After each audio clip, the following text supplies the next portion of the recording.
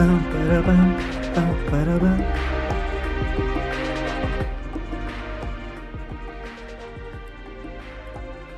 everybody.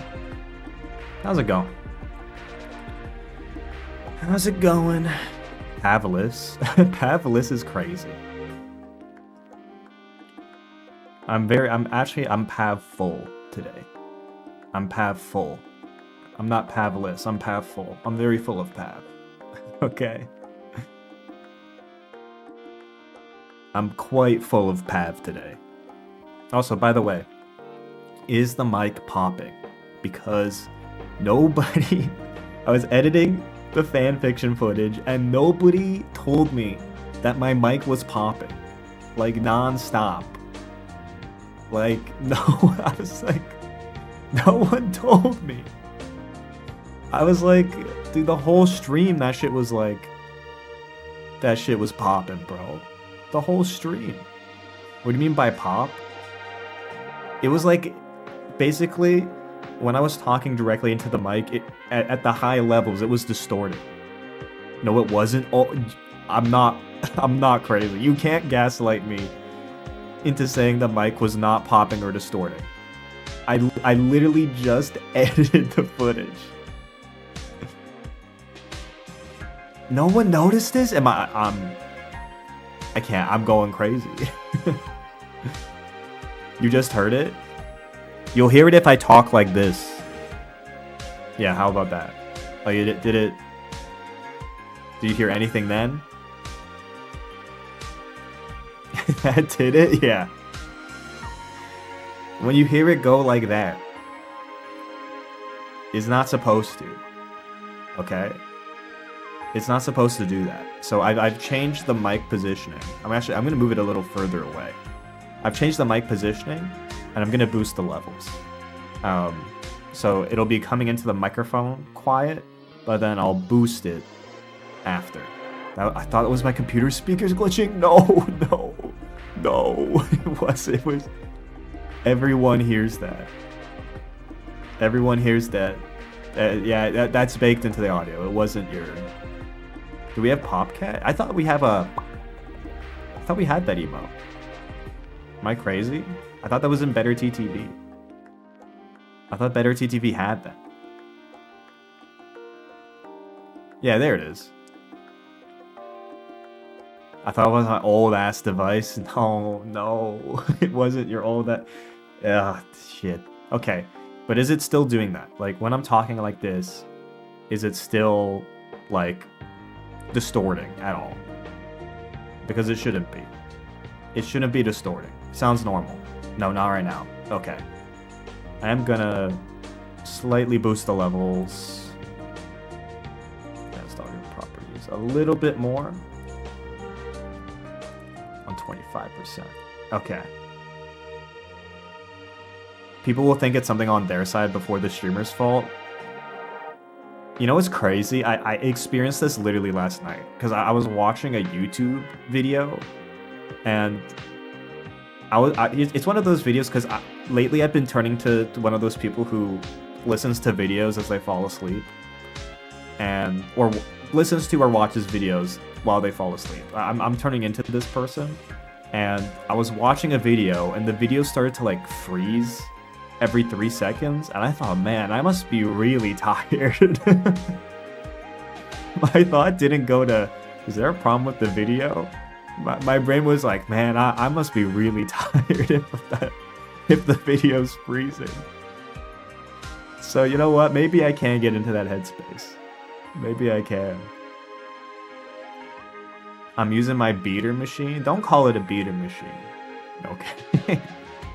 You can call a car a beater car, but don't call it a beater machine. Dude, what is the specs of your PC, Miguel?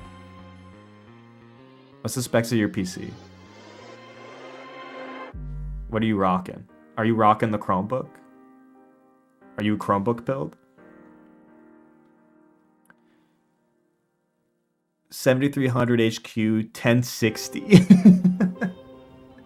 1060? Oh shit. Dude, Miguel, you're packing heat in your beater machine, bro. 7th gen processor, a 1060 graphics card. Holy. It's a laptop? Okay. What's a beater car? A beater car is like a worn down, old,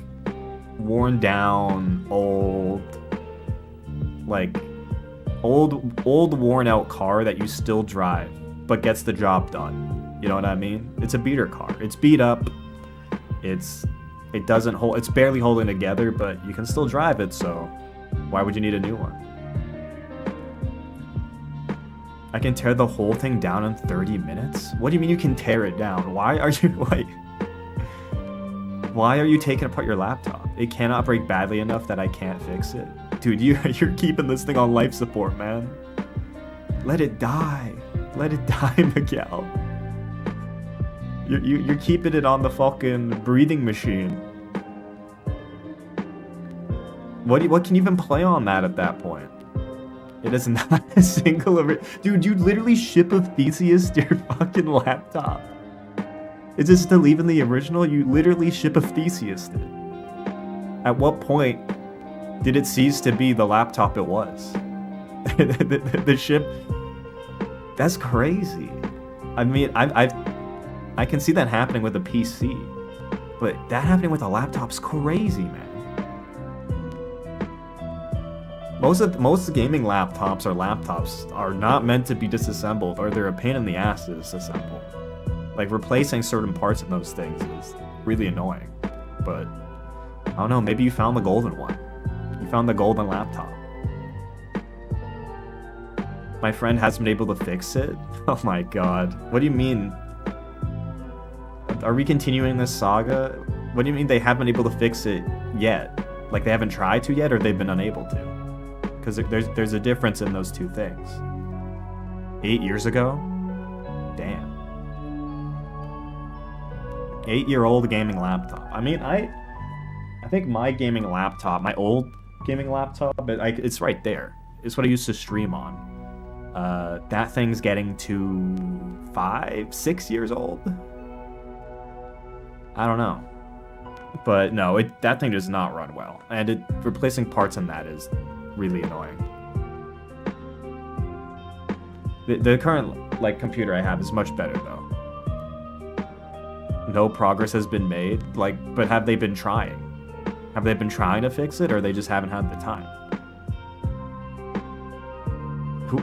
I don't know. Will I play Fortune's Weave when it comes out? Yeah, I'll play Fortune's Weave. And I'll probably stream Fortune's Weave too. But I'm probably not going to make a full highlight series of Fortune's Weave. That's probably not going to happen. But I probably will stream my full playthrough of Fortune's Weave. But I don't think you're going to get a full highlight series. Because when it came to Engage, the Engage streams actually didn't take that long to do. I'd have to go look, but I'll look right now. I did the Engage streams over the course of a couple months, I think. So by the way, the Engage series did perform well, by the way, in terms of highlights. Yeah, the Engage series was good. It was a good series. I'm not saying it wasn't. Let me go to live. How many months was I streaming Engage for?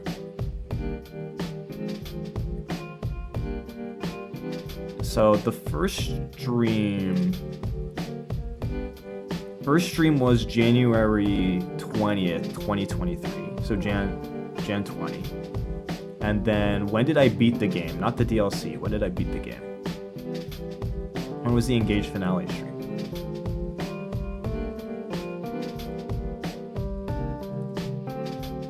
April 30th. So 2 months, 3 months. That's not that bad. It was 3 months. 3 months and a bit. That's not bad at all. Compare that to Chat Plays Conquest. Chat Plays Conquest, for reference, Engage took 3 months. Okay? 3 months. Chat Plays Conquest took a year and a half. Oh my god. So yeah, like I'll probably play Fortune's Weave all on stream. There probably won't be a full highlight series accompanying it though. There probably will be just a supercut of some form, or highlights of specific moments as we go. I don't think I'm gonna do the full series highlight format again. It's too much investment, man. It's too expensive. But like the Engage playlist, like people love that series, man. People love that series. And I mean, I like that series too. But yeah, I don't think I'm gonna be doing, because the playlist is 50 videos long for the Engage series. Also the Conquest series, just so you know, the next Conquest highlight is episode 100. Episode 100 of the highlights for Conquest. Like, bruh, yeah, episode 100. Genuinely insanity. That is actual insanity. But I mean, we're almost at the end. We're at 26, 27 endgame, but it'll end at 150. No, it'll probably end at 110. Yeah, 110-ish will be the end. So we're in the last stretch of the highlights too. We're in like the final 10-ish highlights. Snow make my way through Awakening of VODs. Oh my god, that's dedication. That's dedication. Not even the highlights, but all the VODs of Awakening. That series is good too. Okay, that series is good too. That series, I think if I streamed that series consistently, it wouldn't have taken a year. That would have taken like 7-ish, 6 months. But it's iconic. It's iconic, great series. Awakening VODs are good. Like, the Awakening series is good. It's a different tone. Because, it's a different tone because of where I was at the moment and the tone I was going for. And also, Awakening's just a different game than Conquest in terms of how you can play it. And there's way more fallbacks in Awakening and super units you can build in Awakening, while Conquest requires more precise play. So the tones of the series are different, for sure. Gregor Memorial video is insane. The editing's crazy. That is an all-timer. That video is so funny because, like, it got served outside of the chat plays sphere. Like, there are people in the comments who are like, what the fuck? I've never seen this series. I have no context for this, but why am I emotional? Like, that's how you know it's a banger. That's how you know it's a banger, man. Even bystanders are like, what the fuck? Why is this peak, bro? I don't even know this unit. Yeah, lots of good memories, man. Lots of good memories. I'm currently editing the Conquest supercut, and making the supercut does make me grateful that even though it cost a lot of fucking money, I am glad that I did turn the Conquest series, or I did get Conquest series highlights made, because as I go through the supercut, there's stuff I just forgot about, where I'm like, I'm glad this was immortalized. I'm glad that, like, this was captured in this form. Because there's stuff I forgot about, stuff I'm reliving that was peak that I do remember. Like, it's been a good exercise, and, you know, makes me feel good. Makes me feel good editing it, although it's gonna take a while. I'm on highlight 20. In terms of, because here's how I do it, right? When I make the supercuts, I get all of the videos that are in the playlist, and I go through episode by episode, and I make a cut of the highlights, right? So, like, I'm basically rewatching the entire highlights playlist and editing it as I go But how long? Wait, how long is the highlights playlist right now? Wait, I'm gonna calculate it. How long is YouTube playlist? Because it won't tell me on it, but like YouTube playlist length, and then let me plug in this playlist. Dude, 99 fucking videos of this. 99 fucking videos. We're getting on to 2 years since highlight 1, by the way. It is crazy going through some of these highlights and realizing like I'm in literally just a different phase of my life. Holy shit. The total length of the playlist is 15 hours. Oh my, that's 15 hours of highlights. That's the highlights. Is 15 hours compiled.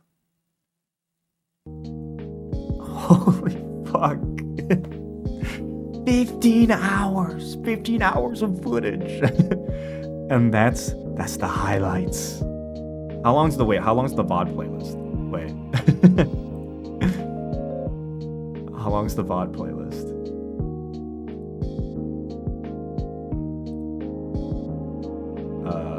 Playlist. Chapley's Farm Conquest VODs. Keep in mind you have to calculate yapise too as a part of the VODs. So it's not all gonna be organic gameplay.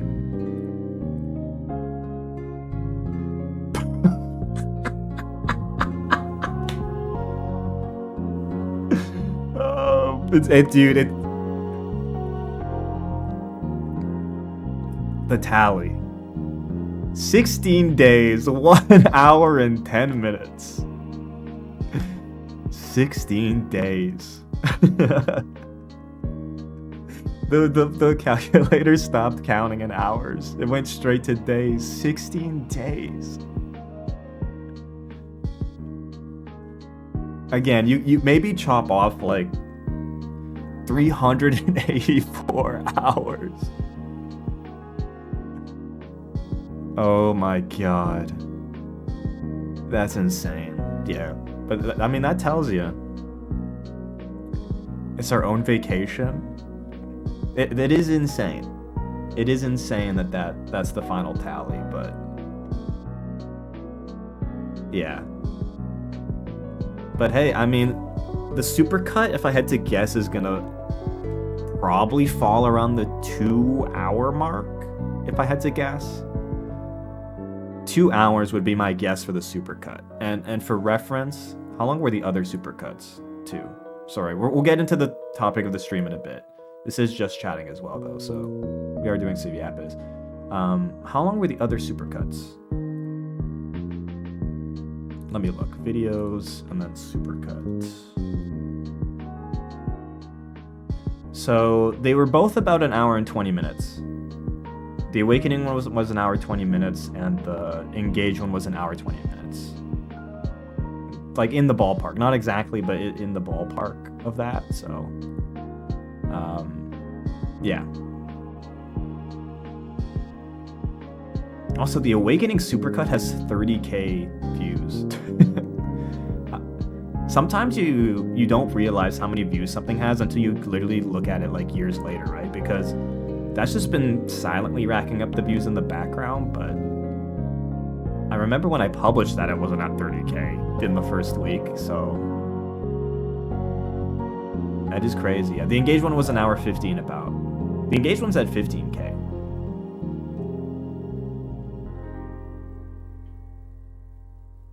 Awakening Highlights Legendary, yeah. I mean, I'd say both series, and I like doing the supercuts because even though they take a lot of time, and that's why I didn't stream on Thursday. I was editing the supercut. They offer a good package to present because here's the thing, because the highlight playlists are so long and the VOD playlists are so long, it provides a neat package to just show a random person to be like, hey, this was the playthrough, right? So, and you don't really get that. You don't really get that with like, cause look, you send someone a playlist of like 100 highlights, like not the most accessible. But anyways, yeah. Also, people were like, wait, the fanfiction got edited into a highlight? Yeah. I edited... Okay, so here's what's happened with the fanfiction one. This is generally how things go, and people who have been along the channel know how this works. Basically, send them the VOD playlist, hell no. Basically, Scarf's time is all on chat plays, okay? It's all on chat plays highlights. Like, 100% of Scarf's time is on that. Any other stuff you see on the channel that is not chat plays is edited by me. And my criteria for editing something is that I need to have the time and the motivation to make that highlight. And after the fanfiction stream was over, I'm like, okay, I'm gonna set some time aside on Saturday to edit this. And the original vision actually was to edit the whole stream into a highlight. But it was just taking too long, and I knew I wasn't gonna have a chat place highlight for the weekend. So I was like, you know what, I'll just take a piece of this and upload it. But I do want to upload the modern AU fic as well. So I'm working on that in the background as well, editing that into a highlight. Because that one also is too good not to share. I don't know if I'll turn the whole VOD into a highlight. I did edit a lot of it before I realized it's going to take too long, but yeah. The thing is, my time I have to spend on editing is very limited, so yeah. Can we get a creepypasta highlight? I do, maybe. That's a maybe. In terms of the tiering of the like stuff I wanted from that stream to share, it was the pirate one and the modern AU one, and probably creepypasta third on that list. But yeah, we'll see. Is streaming your job? No. No, it's not my job. Streaming is purely a hobby. I have a job, and that's also why my editing time and honestly streaming time is pretty sparse, because most of my time's taken up by my job. So I'd say if for whatever reason I was out of work, I'd probably go full-time YouTube just to give it a try. But I kind of don't want YouTube to be my job, and I've talked about this before too. I kind of don't want it to be my job. Like, I like it as a hobby or as a side hustle, but I don't make any money. Like, I make money, but pretty much all the money I make from this channel just goes to editing costs for this channel. So, because I don't have the time to edit most of the time. I only have time to edit something here and there. I think my total profits is like in the hundreds, maybe. I'd have to go check, but yeah, you gotta lose money to not make money. It's true. You gotta spend money to not make money. Okay, it's true. But yeah, in the background, I do really want to take some time to sit down and set a proper direction for this channel. Quote unquote, the post Fire Emblem future of this channel. But I haven't quite settled on that vision yet. I have a lot of competing things I want to stream. And I'm trying to find a way to unify it into a coherent vision, right? Because I'm trying to balance chat interactivity, IRL streaming, and my personal interests. And making sure that when I hit go live, it's something compelling. Like, I'm trying to, this is background stuff, but I'm trying to hone in on what I want this channel to be. So yeah, that's why I'm doing stuff like randomly like this, like a 3x3 stream, which we haven't even talked about like at all. It's been like a half hour, I haven't even talked about it. Oh, wait, before we do that, this actually is related to the topic at least. Any plans to play Dispatch? I'm on the last episode of Dispatch off stream. I don't think I'm gonna play that game on stream, but yeah. I am now, and this is getting back to what I want to say. I think I'm in my peak performative male arc, okay? But I'm putting a twist on it that you're not gonna see coming, okay? Because you know me, I love a cafe, all right? But usually, when I go to the cafe, okay, I'm on my phone, like everyone else, okay? I'm just on my phone. And most of the time on my phone, I'm either playing like New York Times games or listening or watching a Northern Lion librarian highlighter mod. Okay? But now, and this hasn't worked by the way, but I'm telling you, I've got the ultimate playing out in the cafe, okay? I have two options now that I've been pulling out, all right? My performative male jitsu, okay?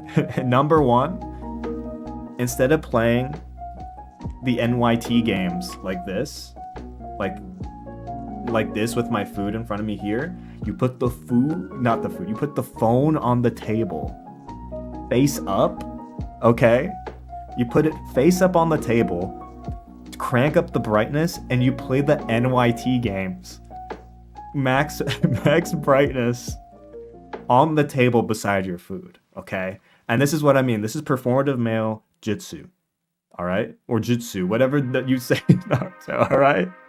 You put NYT connections face up, max brightness. You're putting a beacon out, okay? You're putting out the fucking beacon. Okay, has it worked? No. Okay, but this is where you go up a level.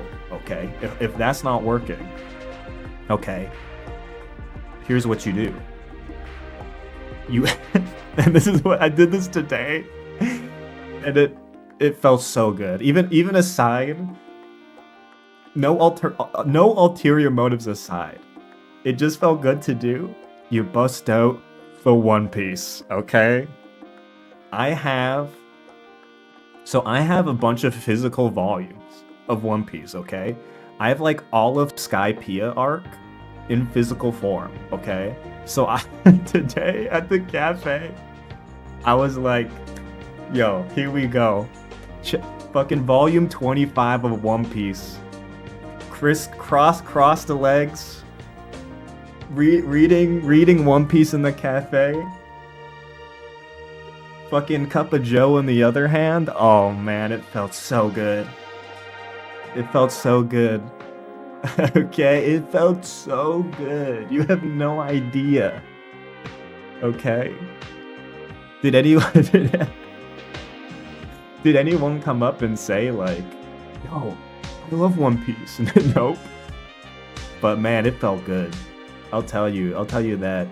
Legs crossed, reading One Piece in the cafe, cup of Joe on the other hand. Oh man, I can see why people do it, man. I can see why people do it, even if no one comes up to talk to you. It just feels good. It feels good. I don't know. You feel powerful. You aura farm, bro. All right, it's aura farm. Now, we can argue about whether reading One Piece in public is aura farming, but I say it is, man. I say it is. In my unbiased view, I say it is. I say it is aura farming. Okay? And you may all be laughing now, but trust me, it's gonna pay dividends. It's gonna pay dividends, okay? Also, reading manga, aside from performative male shenanigans, reading it physically is so much better. Holy shit. So much better. Because I do sometimes read manga on my phone. Physical books take up too much space. Holy shit. Holy shit. Oh my god. No, don't bite. Don't bite. It's bait. It's fucking bait. It's bait.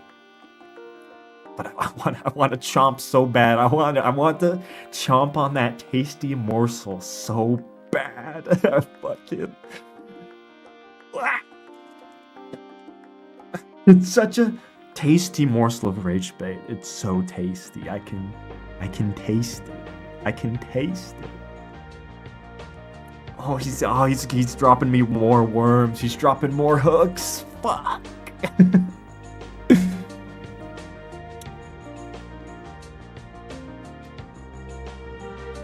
I won't engage. I'm not going to engage. I won't engage, okay?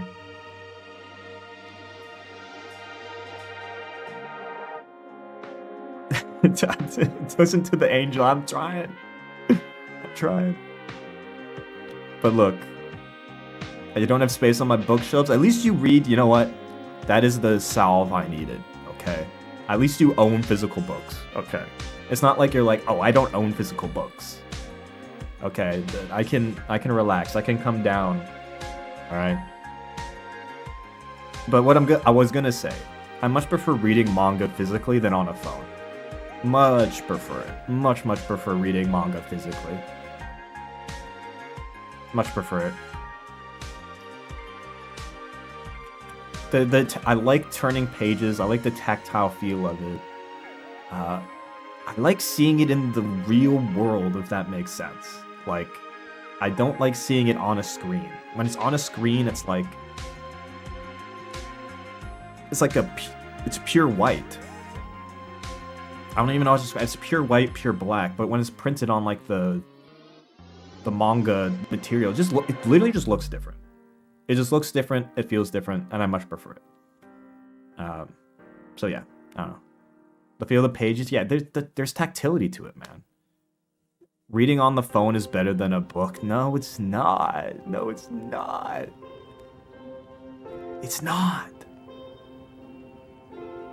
Dude. Yeah, most manga isn't printed on pure white. Yes, it's off-white. Yes, it's off-white. And that's what it was drawn for. It was drawn for that off-white paper. That's what it was drawn for. It wasn't drawn for the purity of the screen. It was drawn for the imperfections of the off-white. I can swipe through at my leisure, dude. I fucking... Wait, Miguelo, do you read webtoons? You must be the #1 webtoon enjoyer if this is your perspective. Because that is like the format designed for phones. No? Okay, then you're worshipping false idols then, because I'm telling you, your one true god is webtoons. It's webtoons, I'm telling you, man. Hop on the webtoons, Miguelo. It's literally a format designed for phones. Okay?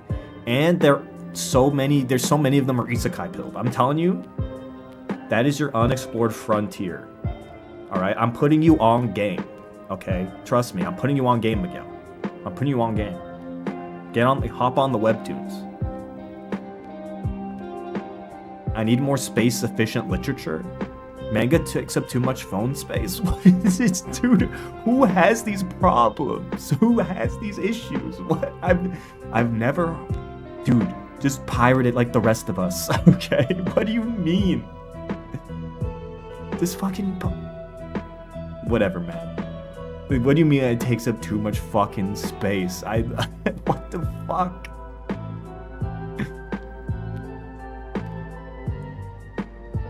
Also, yes, webtoons are online, so... Dude, Miguelos, stop making excuses. Look, sit down and listen, alright? Sit down and listen. I'm telling you, I'm trying to put you on game. Stop listening to your brain, okay? Stop listening to your brain, and for once in your life, trust me, I'm putting you on game, alright? I'm putting you on game. Okay? I'm putting you on game. I'm telling you, you would love this shit. Based on the other shit you love. I'm trying to help you, man. I'm trying to help you. It's poppin'. Webtoon is cringe. No. Stop. Miguelo, stop listening to your brain. Stop listening to your brain, man. Stop listening. Tune it out. Just tune it out, man. Tune out the noise. take the recommendation, and if it doesn't work out, it doesn't work out, man. You can hear it? Okay, it is popping. Okay. Fuck.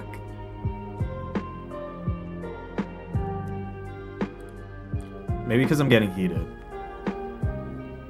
Physical books and books in general, books are washed. What's wrong? Dude, the most average Gen Z take. This is why the literacy rate is cratering. Okay? Dude, Gen Z hates books because they can't read. It's that simple, man. The literacy rates are cratering. They can't read, bro. They can't read. I'm Gen Z and I love books. I hate to tell you, you're the counterculture right now. You're the counterculture. You're not the zeitgeist. I can read, actually. You have no reason to hate books then, if you can read. You have zero motive.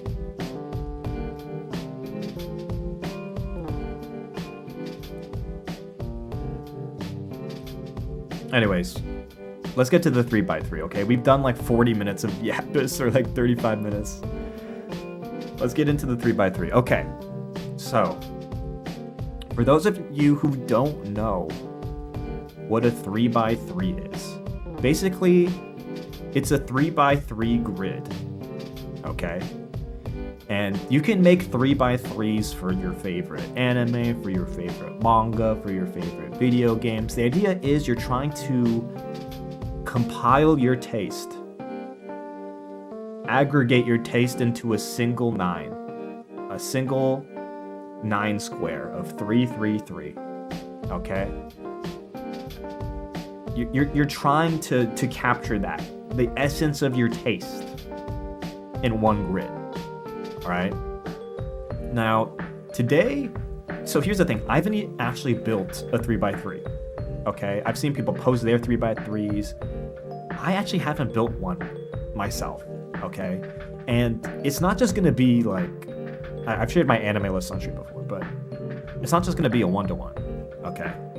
It's not gonna be just listing my top 9 anime. That's not how it works. You're trying to collect the taste. You're trying to hit the multitude of the notes contained within, you know?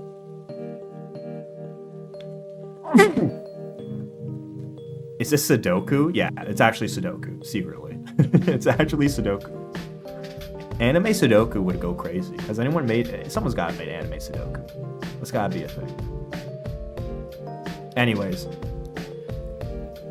Is there any order pattern? No. No order, no pattern. At least I'm not aware of any. I'm not aware of any. But I don't even know my own picks. I'm gonna try and walk through and talk through my picks as I go, as I try and figure out what I want to capture. I've watched YouTube animes. It supports video games too. It supports video games, it supports albums. I'll post the link actually in the chat if you guys want to make your own 3x3s. Russell asked, what's an anime? Oh, holy shit, Russell, I'm gonna time you out. I'm gonna time you out. I just explained. I literally just explained it. Like, I just got here? No, you didn't. You've been here. I've seen your messages. What do you mean you just got here? You've literally been here. You've literally been here. What the fuck are you talking about?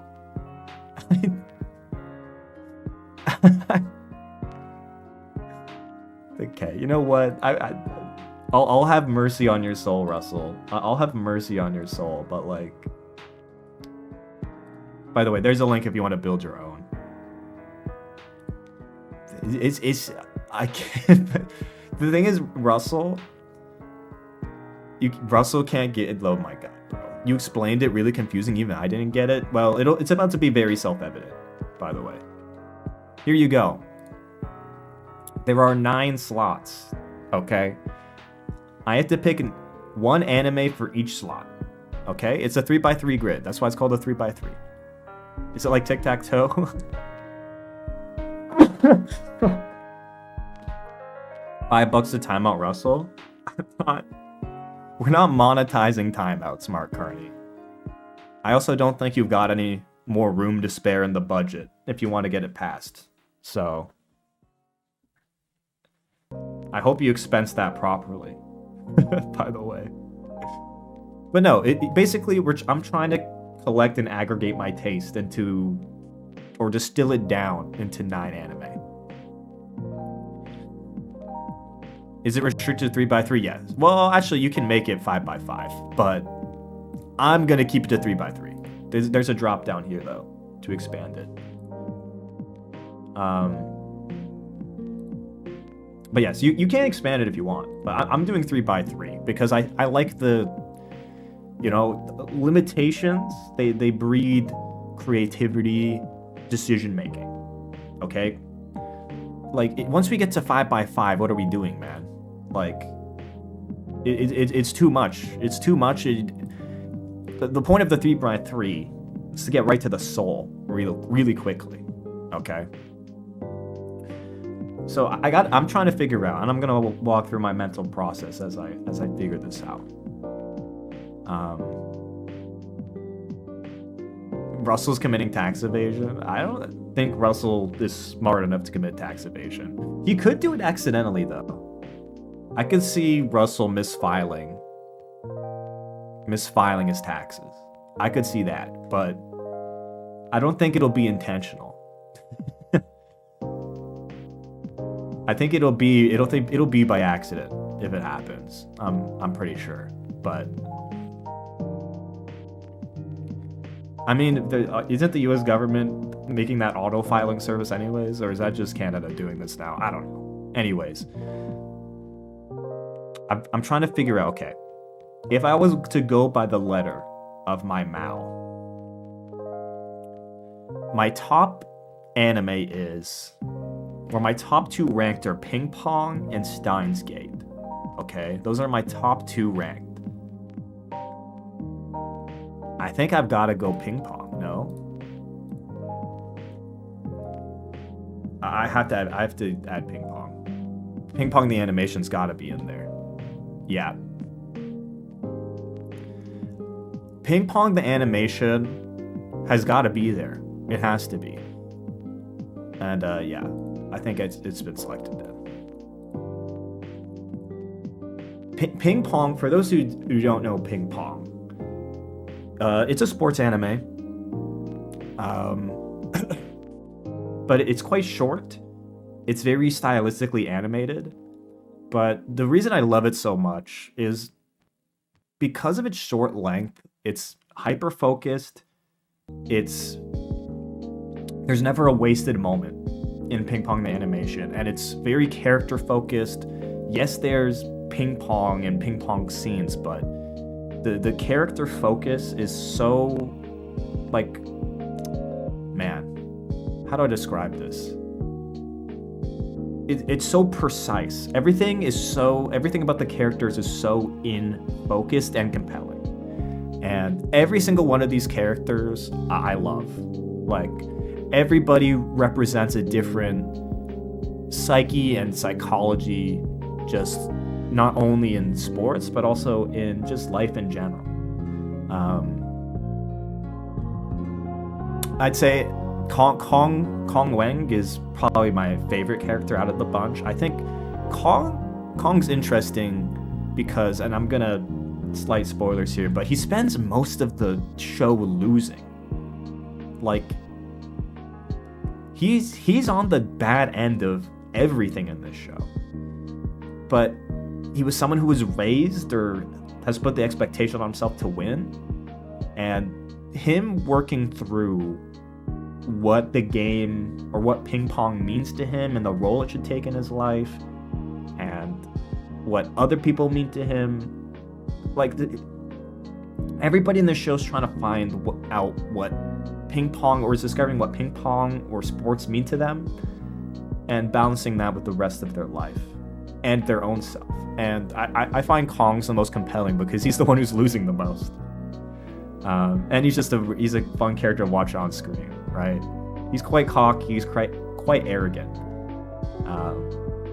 But yeah, I'd say, because I also compete in a lot of things in terms of mainly in video games, not too much sports nowadays, but It distills sports and sports psychology and motivation just down to a really nice level. And it's just incredibly animated. It's got some of the most striking visuals in anime, period. It's very well directed, very well animated, very distinct, unique, stylistic.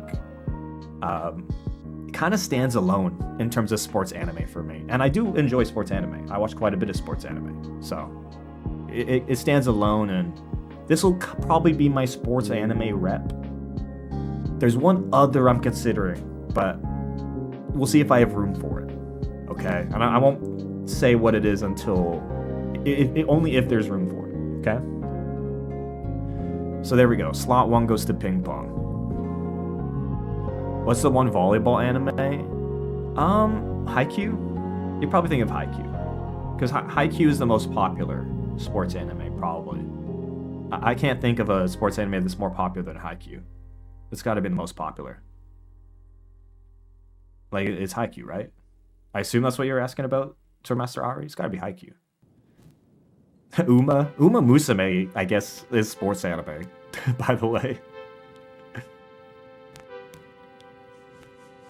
Blue Lock? I'm so torn on Blue Lock, man. I'm so torn on Blue Lock. Because I've read Blue Lock before it got an anime, and it was a fun read. I don't think the anime is very good. I think the manga is a fun gimmick. I think it's kind of gimmicky, to be honest. I think Blue Lock is very gimmicky. But it's a fun read. But I wouldn't consider Blue Lock lining up too much with my personal taste. Is it a fun, entertaining read? Yeah, but I don't think it's anywhere close to my 3x3. I don't think it's anywhere close. I don't think it's making it to my 5x5. I'm not like a Blue Lock hater. Maybe on the anime, but no. Blue Lock's not on my 3x3. Okay. Next slot. I want to get some... Blue Lock's more fun as insane drama than a sports anime? Yeah, I agree. I agree with that. Next slot. I'm thinking of my shonen rep. And there's really only one answer, but do I want shonen repped here?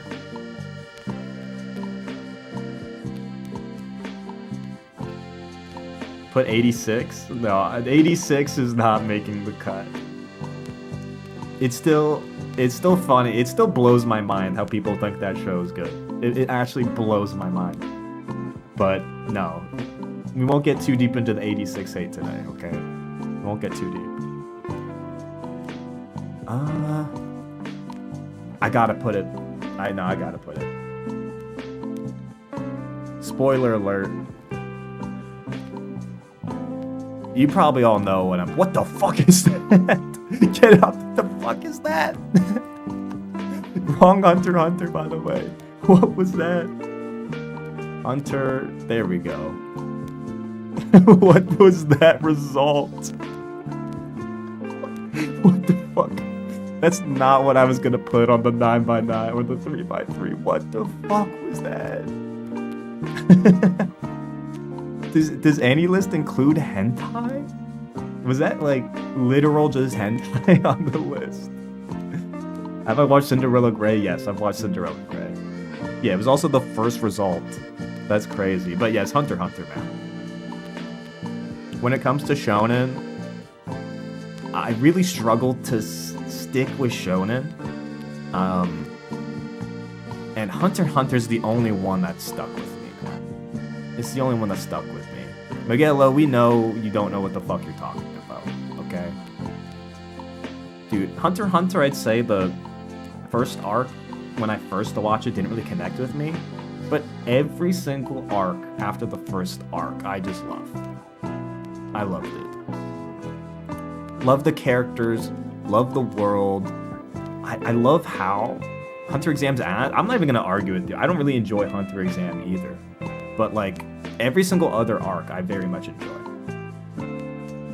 When it comes to shows with these long run times or long episode counts, Hunter x Hunter's the only one that stuck with me in any way. And not only stuck with me, but I found it compelling. Like, everything's compelling. Virtual World, what even is that? That arc is fun. I don't know what you're talking about, Miguel. You literally hate the Isekai arc. You literally hate the Isekai arc. And if so, dude, Miguel, by the way, you have typed 7 consecutive fucking messages about Hunter x Hunter, okay? You're obsessed. You're actually obsessed.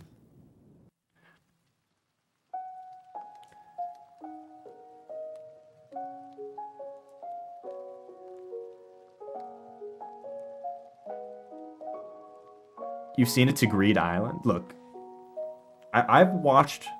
Not only have I watched Hunter x Hunter once, I've watched it 3 times. Which, for me, is pretty rare in of itself for me to rewatch a show once. Especially with an episode count so high. But I've watched Hunter x Hunter 3 times. And I've enjoyed every single watch. Every single time. I love Hunter x Hunter. So this is kind of my shonen rep, because no other shonen is really connected with me. Okay? Also, yes, do write that editorial, Miguelo. Clearly you have thoughts on the matter, so you have something unresolved there you gotta resolve, okay? But yeah. Love Hunter x Hunter. Or diss track. Yeah, Hunter x Hunter diss track. Yeah, big Hunter x Hunter guy, I'd say. Big Hunter x Hunter guy. Okay, so we've got shonen covered. Do I have a fave Hunter x Hunter?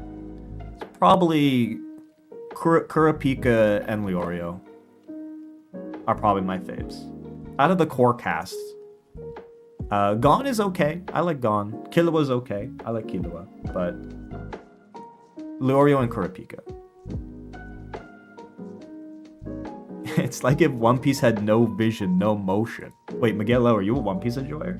Wait, are you also reading One Piece in the cafe? Miguel, wait, can we connect over this? Can we connect over this? One Piece is okay. Fuck you, Miguel. Ah, yes, the fucking most generational piece of manga in history is okay. Shut the fuck up. It's too much to keep up with you. Your skill issue. Fucking skill issue, Miguel. That's literally skill issue.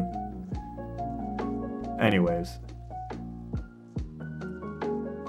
One Piece, by the way, will not be on this 3x3. Just so you know. You dropped One Piece because of the filler? Just read it. Read One Piece. Maybe watch it later arcs, but...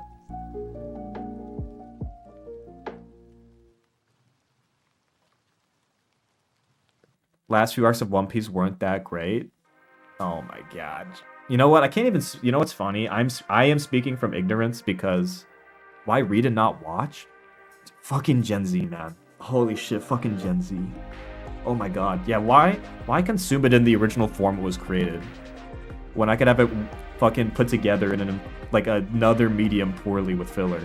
Yeah, why? Oh my god, man. I'm gonna crash out.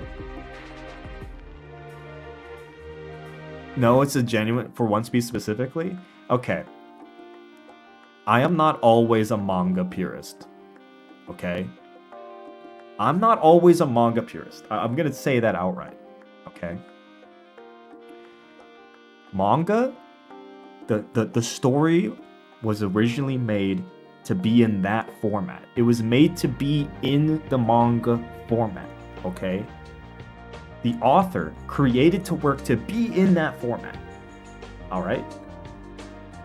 As a result, the imagery, the pacing, the way the story is assembled is for that format. When you have to translate that format into something else, you're inadvertently it's gonna have a different feel. And two, in specifically the case of One Piece, it's exacerbated.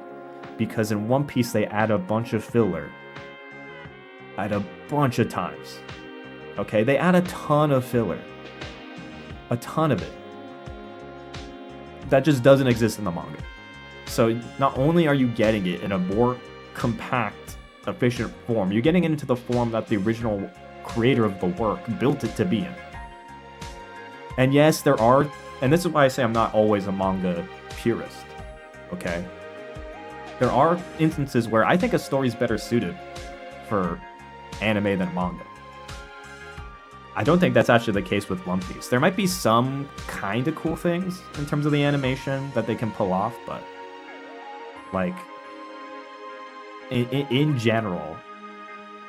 Also, yes, manga art is usually better than how it's animated. Also true. Also true. The manga, you're in general in aggregate getting higher quality artwork than you will over the course of an animation. But yeah, I don't want to get too deep in the manga versus anime war, because there's sometimes I prefer the manga and there's sometimes I prefer the anime. You know?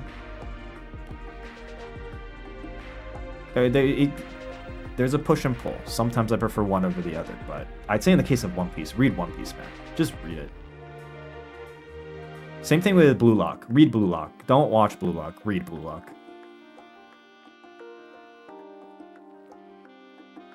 Manga doesn't have voice acting, animation, and colors. I don't know. Deal with it. I don't know. Deal with it. Use your imagination.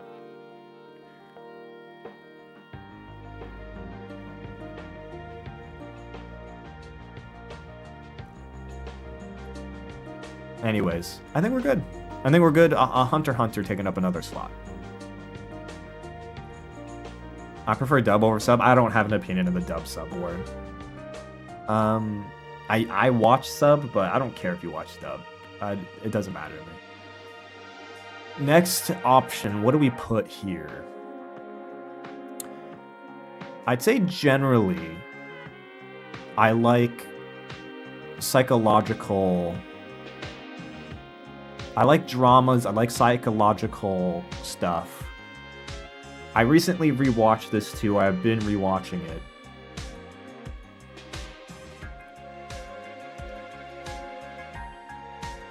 We're going monster. We're going monster. It's one of the classics.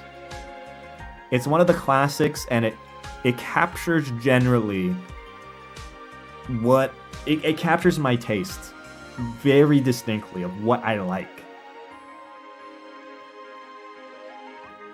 Like, usually when it comes to anime and manga, I don't gravitate toward and I'm not saying this or trying to say this in a disparaging way, I don't gravitate to the bubbly high school quote-unquote kawaii stuff, okay?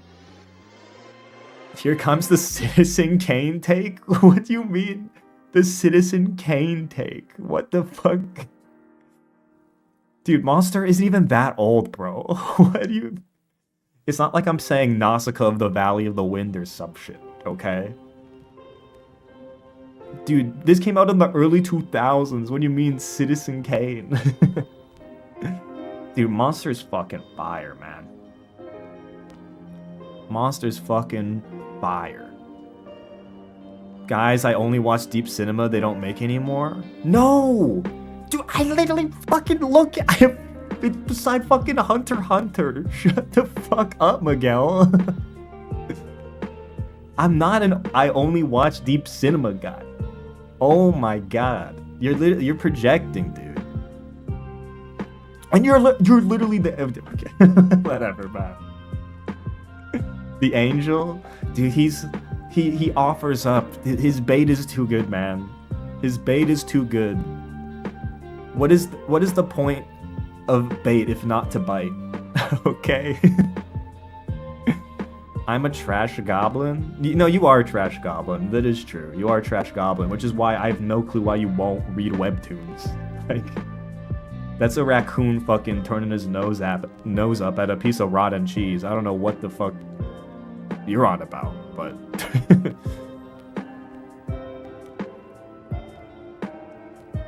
even I have a line. No, you don't.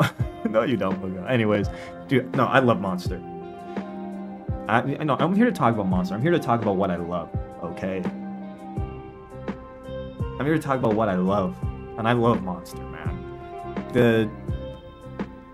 This is a case where I think manga or anime, you can't go wrong with either. I have read it, I have watched it. When it comes to Monster, I do prefer to watch it. I think Madhouse, who animated it, just did an incredible job of capturing the essence of Monster and how they put it together. Like, even by the opening alone, it just, every time you watch that opening, it just pulls you in. It just pulls you into the mood and the tone, and the way the mystery and the suspense unravels throughout the story is like, man, it's great. It's a great emotional, just dark, gritty thriller, and it's so much fun to watch, to be honest. I also generally gravitate more toward the seinen start of things more than the shonen stuff. I mean, that's why I was trying to get in some shonen rep here, but yeah, love Monster. Highly recommend Monster. There's a nice video essay by Friendly Space Ninja. Okay, I don't want to be mean, but YouTube video essays are like, in my list of people I will trust or things I will trust, the YouTube video essays probably at the bottom of the list. No offense to Friendly Space Ninja, but in terms of where I'm getting my media critique and analysis, I don't think the YouTube video essays are where I'm getting it. There definitely was an era I did. I'd say mid-2010s, I was a video essay goblin. And I say that because I was also a video essay goblin myself, so I was a video essay goblin, okay? I've been on the other side, all right? I've made the video essays. And I realized, like, wait. And then I go back and I watch those video essays and I'm like, wait. I don't know what the fuck I was talking about. So yeah, I don't know. Video essays don't really appeal to me in terms of how I get stuff, or I don't know, or how I inform my media taste. I don't know. Anyways, Ping Pong, Hunter x Hunter, Monster. You know what? I gotta do it. We're going to the other end of the spectrum here. Oh my god, can it... Don't show me this shit. I'm gonna... Dude, I can't believe the shit that is appearing in the recommended. We're going Gurren Lagann. Dude, what is going on in the AniList database, man? What is going on in the database, bro? Gurren Lagann. This is tonally like the opposite of Monster, okay? But it does represent... Anime was a mistake. Yeah, it was a pretty bad mistake too. It was a pretty bad one at that. I'd say Gurren Lagann represents it. If okay, this is gonna corny as fuck, but if Monster represents the logos, then, or the ethos, I think it actually, yeah, let's say the ethos, then Gurren Lagann represents the pathos. You know what I mean? Like, I'd say when I watched Gurren Lagann in high school, and definitely in high school I perceived myself to be a very logical person. What's logos, ethos, and pathos? Logos is logic. The guy with 67 his name. That is true. Magello, you're an interesting combination of multitudes. Logos is logic. Ethos, I believe, if I'm not mistaken, is ethics. And pathos is like emotion. I might be mistaken on those. That's what I remember them being. Okay. But Gurren Lagann is a show that doesn't really give a flip, you know? Yeah, the Gurren Lagann doesn't really care about logic. And it's kind of awesome because of that. I don't know if that makes sense, but like, literally, logic does not exist in Gurren Lagann, and it's awesome. It's like a purely emotional, like, fireball of a show. It's all emotion. And especially as it goes on, it just, I don't know, especially as a high schooler at the time when I watched it, when I was very much firmly on the logic end of things, Gurren Lagann got me to think about emotional things that I hadn't really thought about. And it definitely opened up, I'd say, and this is crazy to attribute to an anime, but it's true, but it definitely opened myself up to my emotions more than I think I expected when I started the show. And I think that's why, even though I think Gurren Lagann, would I rate it even like, I think I don't know what it is on my annual list, but it's probably like an 8. I'd say in terms of impact, it's definitely outsized based on what I think the objective quality of the show is, but I don't really care. This list isn't about objective quality. This is about emotional resonance and meaning and capturing, I guess, what I like. And when it comes to emotional storytelling, I think Gurren Lagann, it does a great job alongside being a spectacle. And it's just a fun watch, man. It's fun to watch. It makes you think about, or made me think about my own emotions and how I treat my own emotions. It's just a damn fun watch.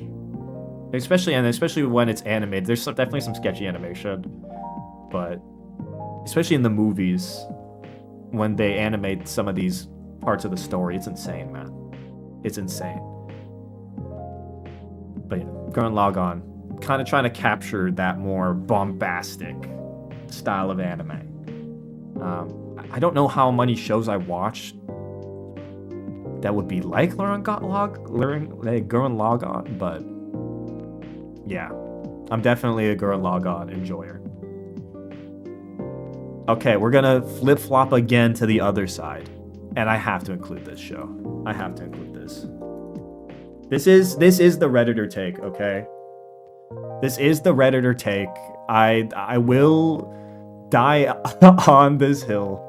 This is a Reddit-ass show to like, okay. God, Legend of the Galactic Heroes feels like it was built for me, man. It feels like a show that was made for me, okay? Alright, this is like the fucking Junji Ito shit. This is my hole, okay? And I'm climbing in, alright? This is my fucking hole. And I will be climbing in it, okay? Yes, this is a fucking Reddit-ass, hipster-ass fucking take, okay? Another 3x3 with Monster and Legend of Galactic Heroes, yep. Okay, I will fucking take that, alright? I don't know how many 3x3s you're seeing with Gurren Lagann beside Legend of Galactic Heroes, but not the Star Wars. Dude, Legend of Galactic Heroes is nothing like Star Wars. Like, not even close. But yeah, no, I'm a sucker for Legend of Galactic Heroes, man. I'm a very much a history guy, and everything about Legend of Galactic Heroes just speaks to me, man. I mean, the core premise of the show is you have a dysfunctional democracy at war with a high-functioning, at least at the time, autocracy. and it's an unwinding historical space drama that's framed as a documentary. Junji Ito made Perfect Blue? I don't think Junji Ito made Perfect Blue. Also, wait, Insane Guy, you watched Perfect Blue? What the fuck? I'd also say Yang Wenli, one of the dutagonists, because this is a show with two protagonists. You've got Reinhardt and you've got Yang Wenli. And Yang Wenli is probably one of my favorite characters in anime, period. He's, I guess, a classic reluctant hero. He's, I guess, a man of capability with no ambition, going against another person of equal capability and grand ambition. And the show, when it's presenting these two places of the dysfunctional, I believe, Galactic Federation or Galactic, I forget the exact name, versus the Empire. Like, the dichotomies it draws between the two and the characters within them and their motivations and the way the events unfold and the way it's presented as history. It's built for me, man. It's fucking built for me. If you don't like this show, though, I completely understand. Because, like, I will say this. Legend of Galactic Heroes can be dry. Like, it can be dry. The documentary presentation means it's quite matter of fact for a lot of scenes, and some episodes are just basically history lessons in the world, right? It'll be an episode where this is a documentary about, like, this era of the history of this, like, galaxy. And it's literally just a 20-minute documentary. Like, it will do that. I mean, you can watch the remake if you want a more emotional version, I guess, but it also has that old 90s. I prefer watching the old one just because I like the old animation, to be honest. I like how the show looks. I really don't like how the modern show looks. And that's not to say a modern version couldn't look good, but I don't like the looks they went with the characters. But yeah, it's built for me. If you're a history buff and you like space operas, space dramas, it's a must watch. But yeah, Legend of Galactic Heroes, love this shit, man. Love this shit. Again, feels like it's built for me. Built for me. All right. If it's a Redditor ass take, I'll just take that on the chin, man. Okay. Again, Miguelo says mid, but I don't know. You have Tanya the Evil on your fucking 3x3, presumably. So, nothing you say warrants a response. Okay. You probably, not only do you probably have Tanya the Evil, you probably have the movie on your 3x3 as well. Probably takes up like two of the fucking 9 slots. Okay. So we've covered Legend of Galactic Heroes, Monster, Gurren Lagann. I'm gonna try to think of something opposite of Legend of Galactic Heroes. Something lighter that I enjoy as well. Something lighter that I enjoy. And probably maybe something more contemporary too. Again, I'm trying to capture. You know what? I'm gonna open my Annie list on my other monitor to see if I can brain blast.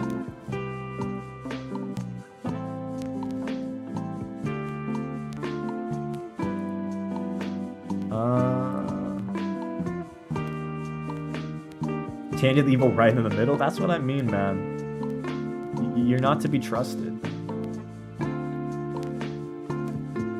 Cinderella Grey, no. Cinderella Grey is not in my 9x9. I like Cinderella Grey, but it's not in my... I keep saying 9x9. It's not my 3x3. Not even close. Where are the girls, Pavas? That's actually a funny thing to say. But I'm looking through my...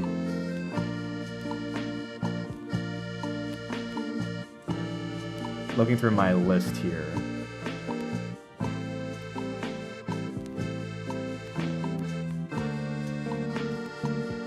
that's probably when I pick a manga for.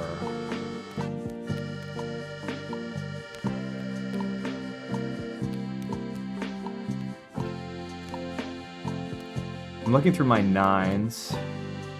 There's some in my 9s I might include here. But if we're going... If we're trying to capture a wide range of what I like... Oh, yeah, I know. Okay, this isn't contemporary by any means, but I feel like I have to include this one too. I know what I'm gonna put on here. It's not too far away from Legend of Galactic Heroes in release time, but it is in tone. It's Trigun. God, I fucking love Trigun. Dude, Trigun is chef's kiss. Holy shit. When it comes to like older 90s style, it peaked in 2004. I'm not even, bro. I wasn't even watching anime in 2004. Trigun's fucking awesome. Okay. Fuck, I love Trigun, man. Trigun walks this incredible tightrope of idealism, drama, comedy, and just aesthetics, to be honest, for the sake of aesthetic. Like, Vash the Stampede's just character design is fucking so fucking cool and so metal as fuck, even though he's like the biggest softie in the world. It's another one of those shows where front to back, it was just, again, keep in mind actually, I haven't read Trigun, because Trigun has a manga that goes far beyond the scope of the show, but I've only actually watched the show. You found it too boring to watch? Oh, because you weren't transported to another world. Aw. You weren't respawned as an assassin. Aw. Aw. You couldn't put yourself in the story. Aw. That's so sad. So sad. Aw. You didn't get to raise a farm of slimes. Aw. I'm sorry. I'm sorry, Miguel. Okay, I'm done. Dude. Yeah. Dude, I love him. Miguel. I was just like, yeah. Dude, that sounds pretty good, actually. Damn. That sounds sick, actually. But yeah, this is another place where that be hype. Oh my god, dude. You really do love rummaging through the bins, man. You love rummaging through the bins. I can't even fault you too much because you're self-aware of it and you indulge in it, but man, it's crazy. For the record, I don't think there's going to be any isekai on my 3x3. I don't think so.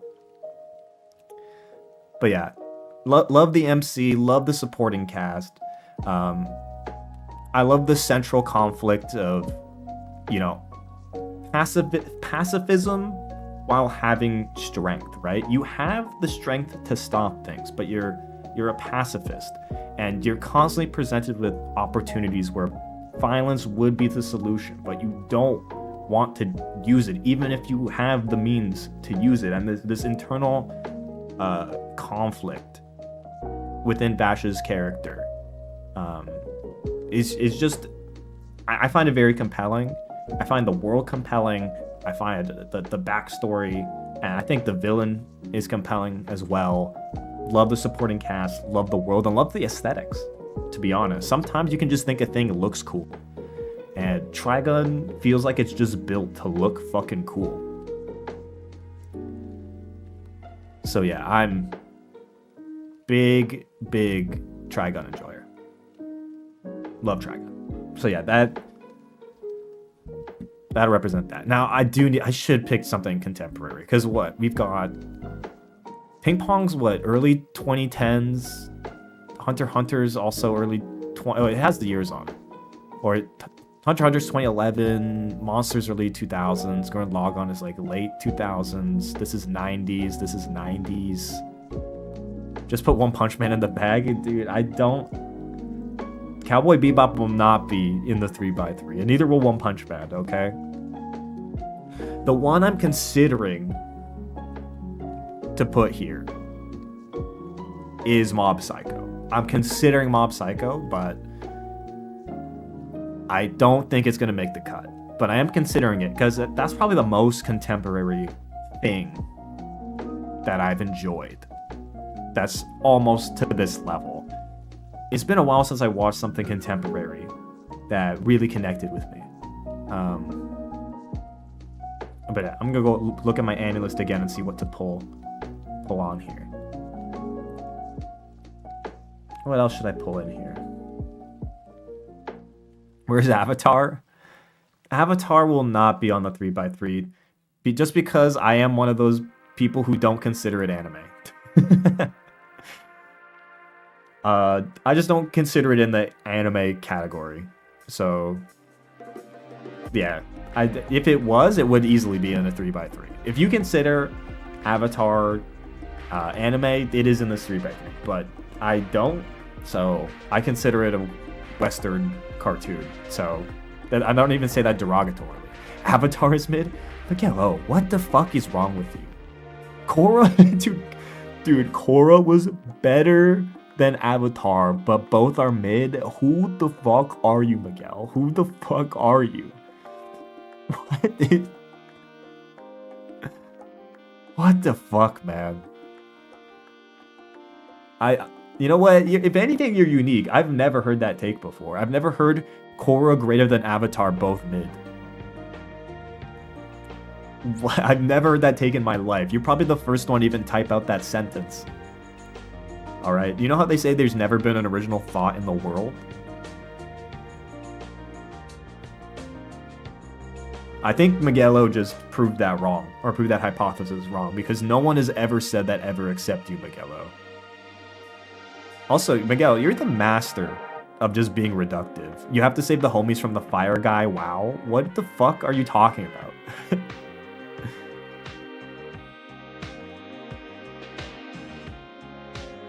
Bro's trying so hard to bait. Miguel O is not engaging in good faith, so I'm not going to engage with Miguel O on this one. Like, Miguel O just described Avatar the most reductive means possible.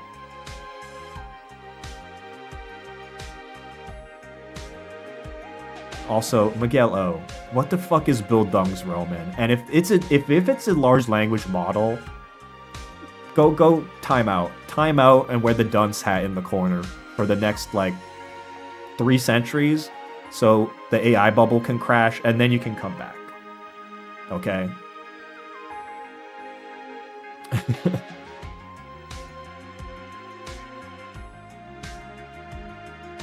But yeah, anyway, Avatar's not going to be on this list because it's not in the 3x3. No, it's a term for coming of age stories. Okay, well, okay, welcome back, Miguel. You still need to go in the corner where the dunce hat, just not until the AI bubble crashes.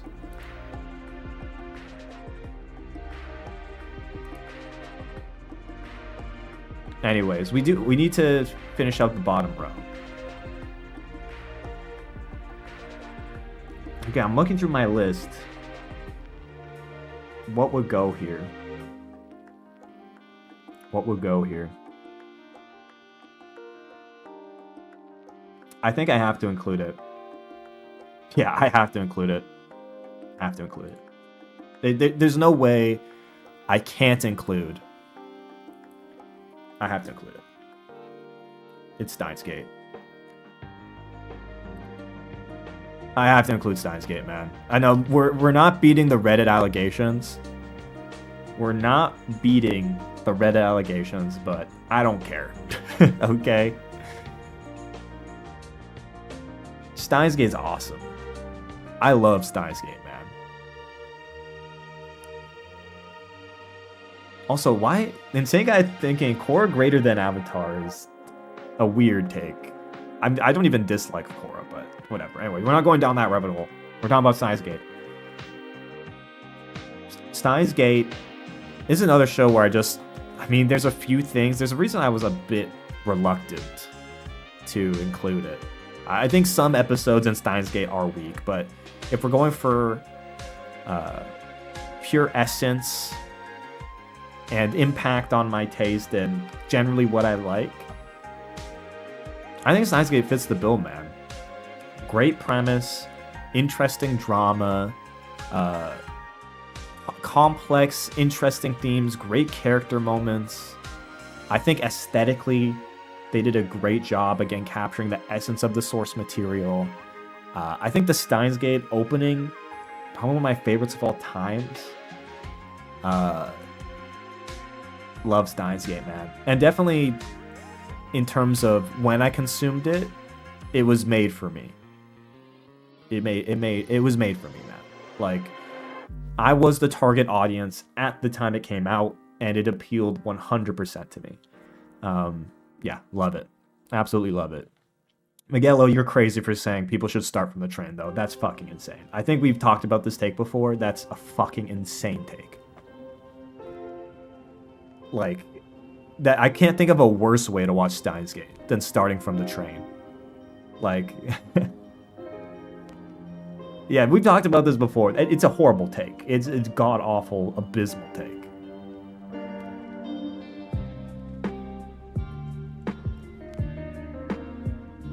Also, thinking you should start JoJo skipping part 2 is crazy too. What the fuck? Skip JoJo part 2? What the fuck is wrong with you, Miguel? Oh my god.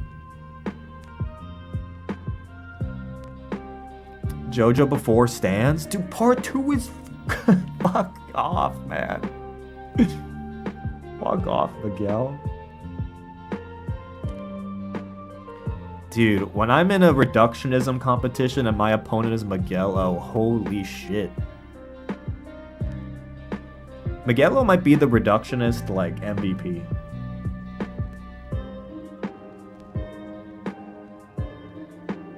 You might be the GOAT. You might be the GOAT at reductionism, Miguelo. You might be the GOAT. You might be the GOAT. Keep typing, bro. You're just you're just cementing the point.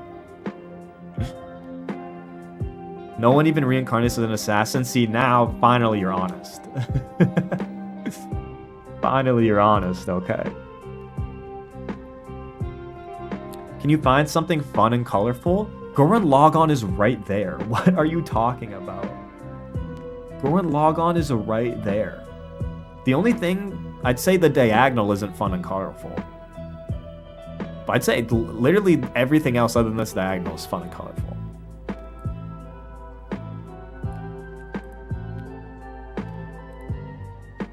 Okay. I'm looking at my anime list again.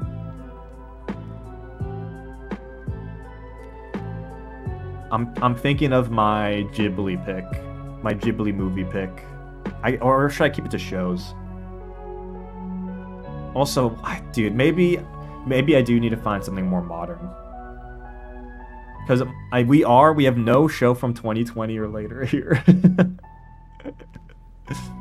It's not the right colors. You don't get to choose what the right colors are in Sengai. You don't get to choose those. The thing is, a lot of the contemporary shows that would be highly rated, I would include them on my manga list, but not my anime list. Like Apothecary Diaries.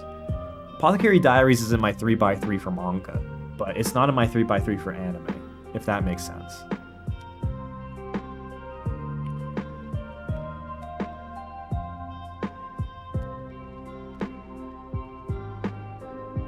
I mean,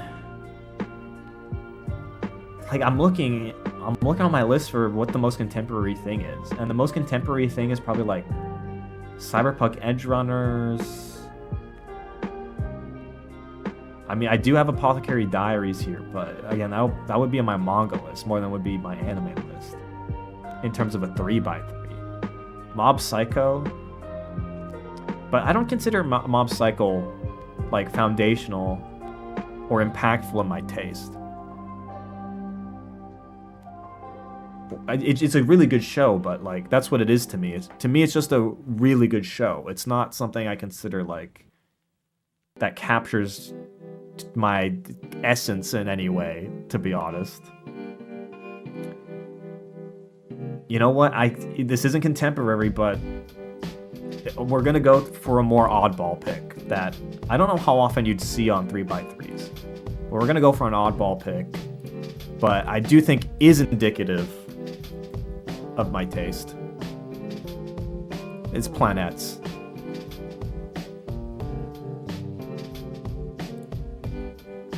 This show, how do I describe Planets? I don't think there's really a show that I can think of like Planets. What is that? This is what I mean. This is coming out of left field, and I don't think it would be on too many people's lists, but it deals with a lot of themes that I like. I'm generally, I like sci-fi, and as a kid, I was a space kid. Like, I was obsessed with space and the universe and all that stuff. But if you don't know what Planets is about space junk collectors in the future. It's a future where space junk has gotten out of control, and there's literally dedicated space junk collectors who get sent out to clear the path and prevent collisions between debris and satellites. And it's about the crew who does that. It's a space junk collection crew, and it's about 25-ish episodes. And in terms of, I'd say this captures, that's not an anime, it's future. What do you, okay. I can't, don't bite on Miguelo literally calling an anime not an anime. Don't, but basically I really like the premise. I really like the characters. It's not the most dramatic, I'd say. It definitely falls kind of into a slice of life feel and pacing.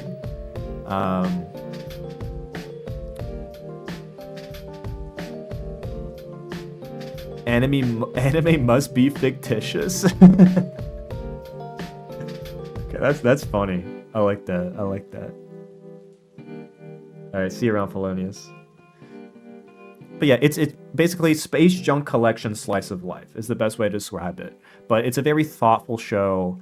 The characters in the process of dealing and doing the job, like, they don't have a desirable job. They're not treated very well. But they do a tough job. They do a tough job, but they're not treated well. And the camaraderie as the crew does their work and builds connections with each other and kind of navigates the world that they're in is just really nice. And I really enjoy it. And it speaks to themes that I think resonate with me. Is this a list your top 9? So, no. A 3x3 isn't necessarily your top 9. Or at least, that's not my interpretation of a 3x3. A 3x3 is kind of like meant to distill. If you were to distill your taste into a 3x3 grid, what would you pick? Because if I'm picking my top, like, for example, if I'm picking my top 9, there's a lot more stuff like Monster, a lot more stuff like Legend of Arctic Heroes, to be honest. But that doesn't capture the full range of what I like and, what I enjoy, right? If I consume a lot of stuff like that, like, sure, but I'm trying to capture, the scope of what I like, not just a pure list of my top 9, right? Because I don't think this is my top 9, but in terms of personal impact and what I like across genres within anime, this captures it pretty well. And we got one more slot. I don't think we're going to end up with anything post 2015 even. Because Planets, I don't think Planets is like mid to early 2010s. Maybe 2000s. Planets is not contemporary either. It's got to go to ReZero. Oh, fuck no. Fuck no. ReZero is also not anywhere near my 3x3. No isekai is near my 3x3. Like, at all. What's my highest ranked isekai on anime list? I'm actually curious. What is my highest ranked isekai? I'm gonna go back and look. My highest ranked isekai is... I'm still scrolling. My highest ranked isekai is... still scrolling.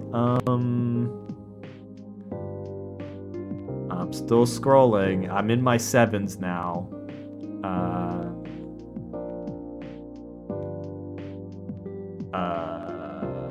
I'm in my 6s.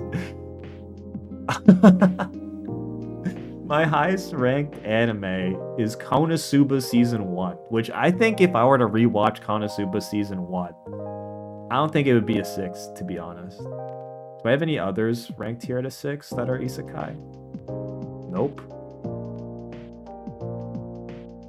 It's not that I don't have isekai watched, it's just all ranked like 5 or lower. Yeah, no. I don't think any isekai has taken up those slots at all. Yeah, no, Konosuba at 6 out of 10 is my highest ranked isekai. Anyways, back up to the last slot.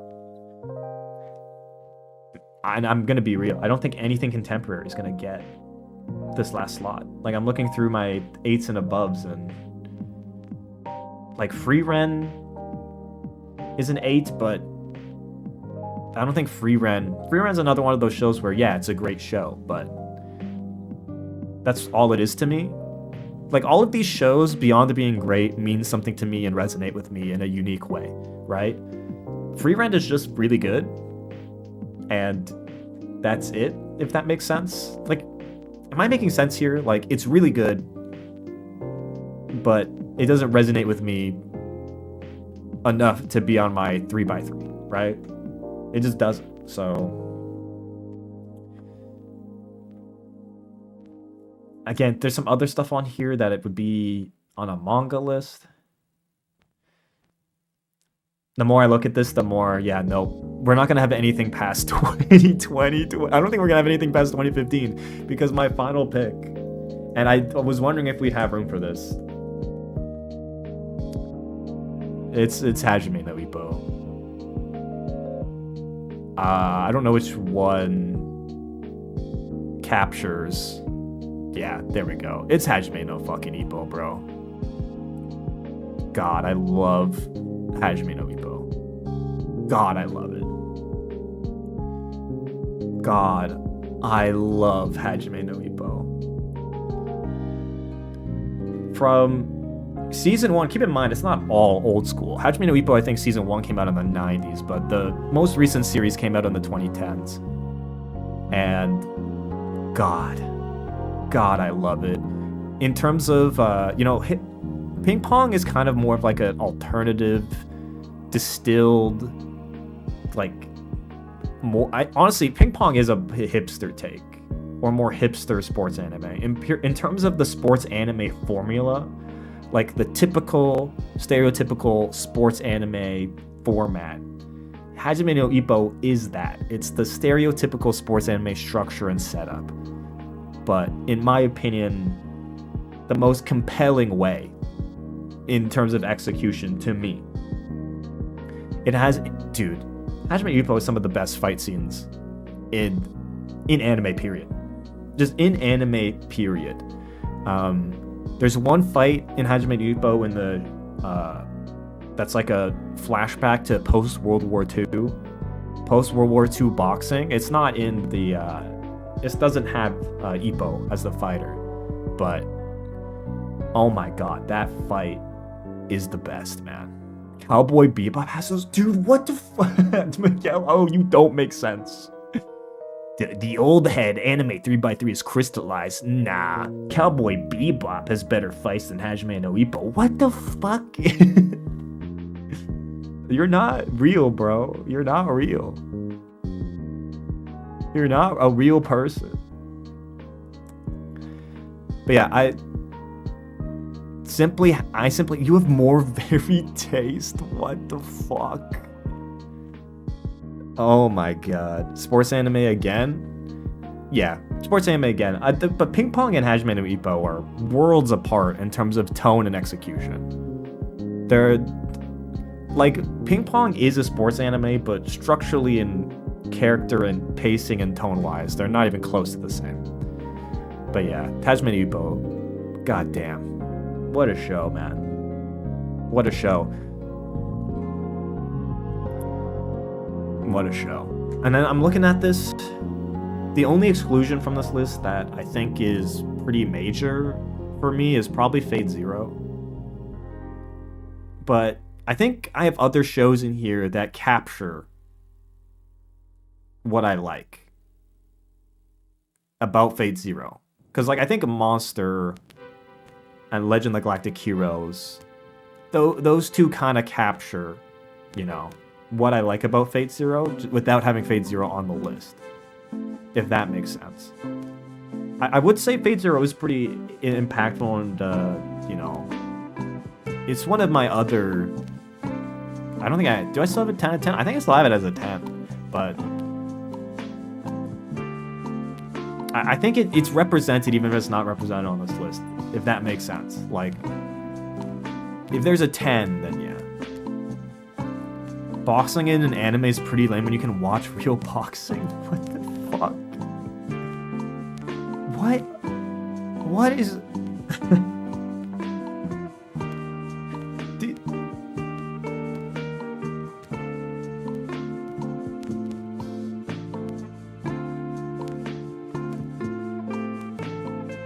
I don't know if I can hold back, chat. I don't know if I can hold back. I don't know if I can hold back, man. I think I need to boil this man alive. Yeah, wait, guards. Dude, hold me back. Hold me back. Hold me back. Hold me back. Hold me back. Hold me back. God almighty, hold me back. Hold me back. Hold me back. Okay, you asked for it, Miguel. Here we go. The fuck are you talking about? Why would I watch anime boxing when I can watch real boxing? Are you that fucking dense? Are you that fucking dense? I think you are. I think you are that fucking dense. I think you are. What the fuck are you talking about? What? Why would I watch a fictionalized version of the real thing? What? Why? Dude, it's almost like the form of animation can communicate things and visual language and storytell in a way that even the real world can't. You can stylize a real thing to make it look different and cool and to capture the essence of a thing without having the real thing. How can you get invested when it's fake? Dude, what the fuck is wrong with you? What, were you made in a lab? Were you made in a test tube? Have the robots already seized control of your brain? Are you an operative of the... What the...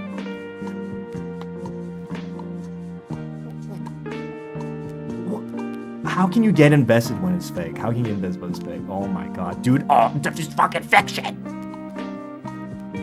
It's fucking fiction.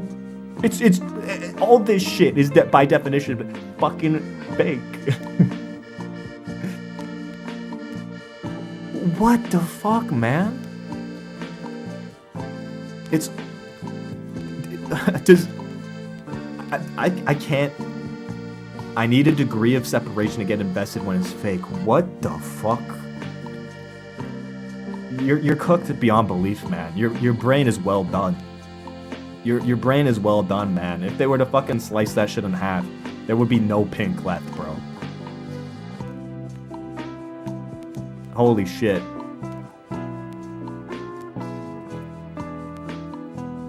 In Isekai, we got a whole ass new world. Oh yeah. Whole ass new world. Oh my god, bro. It is insane. It's insane. Dude, it's all fucking fake, dude. It's all fucking fake. Yeah, Hajime no Ippo. Dude, Ippo is not a real guy. Yeah, no. He's not a real boxer. That doesn't mean his story can't be compelling.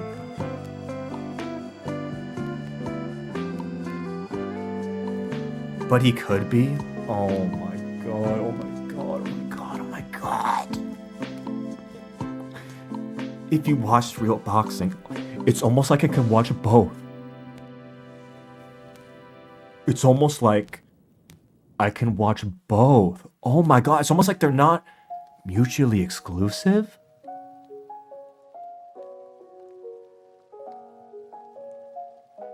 Whoa. No way. That's crazy, man. That's crazy. And for the record, I do sometimes watch real boxing. Okay? That's like shopping at Express and getting the shoes at Walmart for real. What the fuck are you on about? What the fuck are you on about? That there's what type of fucking metaphor is that? Pick a lane? I don't have to. You don't. You're fucking pigeonholing the world into picking a lane. What the fuck do you mean? Pick a lane? I don't have to. I can have both, bro. There's 2 cakes. I'll eat both of the fucking cakes.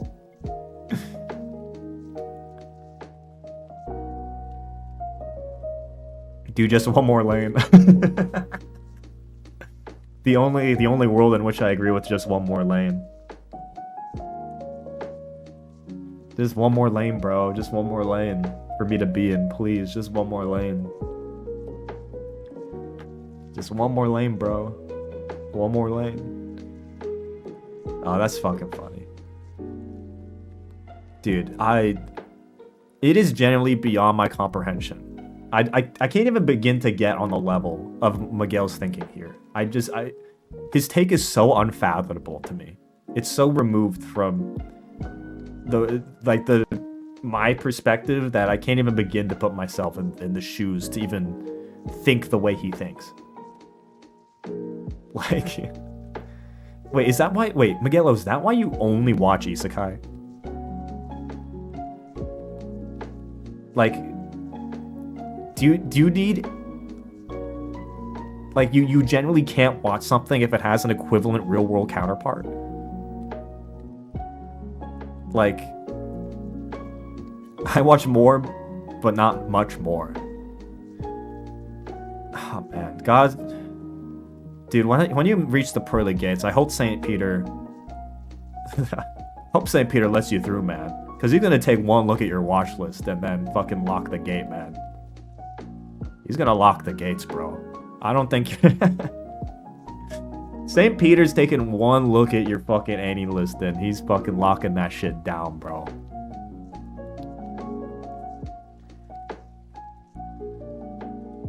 He's gonna lock that shit down. If I'm gonna go outside my comfort zone, it's gotta be pretty good. I lose interest. He's just gonna get isekai'd. Oh yeah, Miguelo's not going to heaven. He's going to another world. Okay, he's going to another world to restart his life. It's gonna be awesome, man. Dude, I find it incredible how Miguel O is so judgmental when he literally, like, that like 99% of the media he consumes is fucking isekai. Like, is there something more breakable than Glass? Because I don't think Glass House does a description. All right, I think if you literally like, I think like, is there, dude? He lives in a house of air, bro. I don't know what. Does he even have walls on that shit? Like, you have no house. There's literally, dude.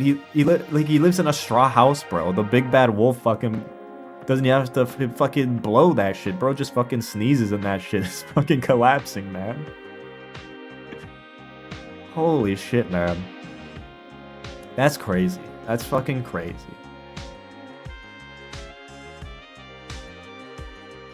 Effie's also an isekai? Kinda. I guess it is. Well, not really, because even the avatars in Fire Emblem, though, like, exist in the world. So I don't know about that.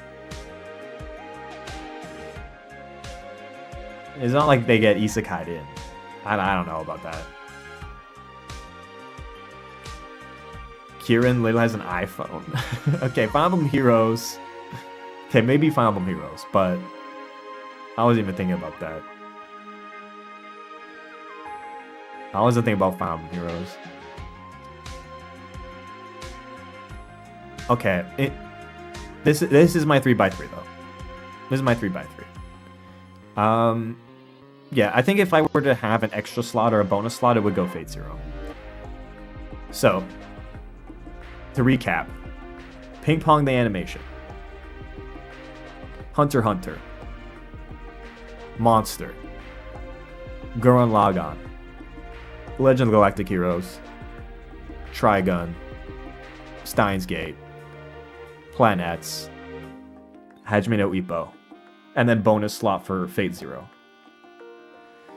I think that this covers it. I think now looking at this definitely puts me as a late 00s, early 2010s supremacist. That's definitely the vibe it fits into. It's a lot of retro, yeah. Again, it's not that there's contemporary stuff. Like, there's contemporary stuff I like. Like, I like Cyberpunk Edgerunners. I liked Free Ren. I liked Mob Psycho. But to me, those shows are all just really good shows. They're not really... They didn't resonate with me on any particular level to elevate them in terms of like my personal investment or adoration for them. Like, all of these shows, I would consider myself, or label myself, a fan of, if that makes sense. I wouldn't label myself a Mob Psycho fan, or a Free Ren fan, or a... Like, I wouldn't label myself a fan of any of those shows, even if I think they're really good, you know? So, like, let me go look at my annual list one last time. Like, the contemporary stuff that I have rated highly, and also some additions here that I think also would have been shortlisted. The Grave of the Fireflies was what I was considering as my Ghibli pick. I was considering having Berserk on here, but Berserk is definitely a manga pick for me, not an anime pick, even though I really like the anime, but it's more a manga pick. And I think this era of anime is already represented on the list through other picks. Attack on Titan, the final movies. I actually really enjoyed those. I really enjoyed those final movies of Attack on Titan. But Attack on Titan as a whole, no. It's just specifically the final movies, but that's contemporary. Those final seasons, at least. But yeah, Cyberpunk Edgerunner's contemporary. Devil May Cry Baby's not really contemporary anymore, but what else is contemporary here? Mob Psycho 100. What else is contemporary here? Free Ren's contemporary. I like Bocchi the Rock. I think Chainsaw Man's okay, actually. I think it's okay, but I'm not a Chainsaw Man fan. What else is contemporary here? Ranking of Kings, first season. Not anything beyond first season, though. My Boy Kong Ming. Wait. My Boy Kong Ming. Wait. Emergency substitution for My Boy Kong Ming. Because My Boy Kong Ming kind of goes crazy. And it is contemporary. For those who don't know My Boy Kong Ming, haven't seen Dan to Dan? Yes, but I don't really vibe with Dan to Dan. I don't think it's bad, but I don't vibe with it.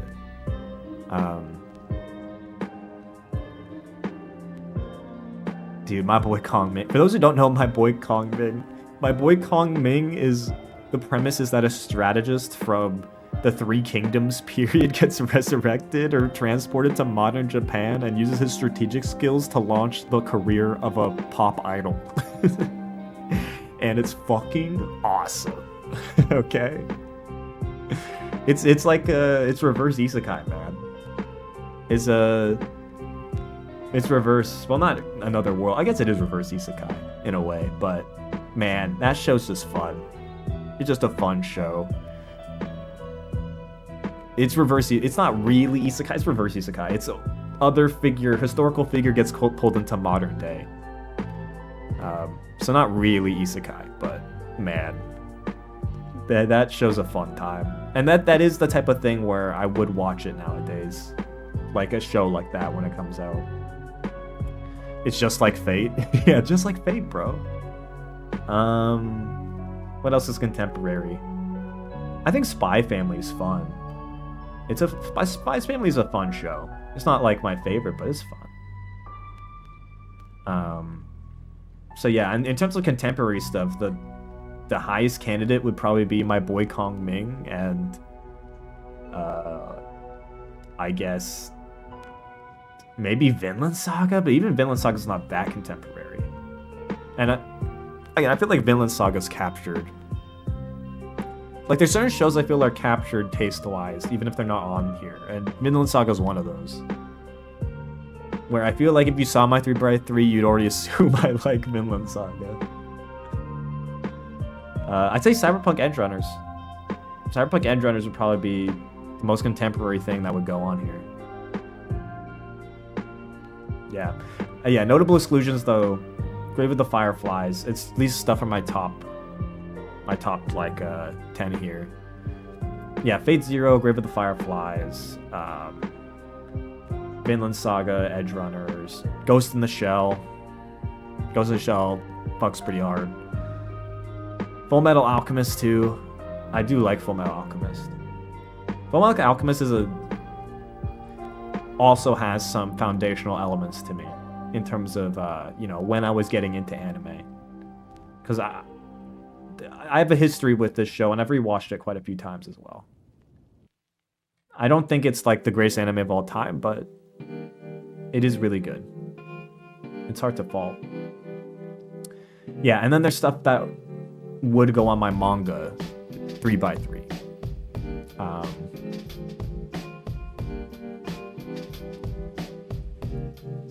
What should I draw? You should draw Crom losing custody of Lucina in divorce court to Village Maiden. That'd be pretty good. That'd be pretty good, huh? Yeah, that would be pretty good. Not gonna lie, that would be pretty good.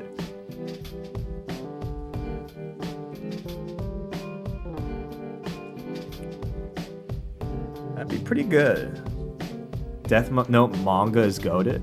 Death Note manga would be a borderline 3x3 inclusion on the manga list, but if I do a manga list, I don't want to spoil all my manga picks. Okay? Alright, we need to save the manga 3x3 for another day, okay? We can't just do all the 3x3s. You need to do a video game 3x3 as well. Because this includes, this has a video game database. So you can get games and pull games from here. Death Note anime should go on? No, it shouldn't. We had this debate before, but when half the show is not good, it can't. It can't go on. And if you're gonna say half of Steins Gate isn't good, you're wrong. We already know Awakening. Yeah, we can do the other 3x3s for other topics another time. We can do them another time.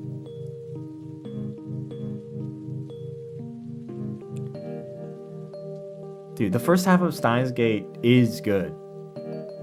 Okay, it is good. What's your opinion of Fullmetal Alchemist 2003? I like it. I don't think it's great, but I like it.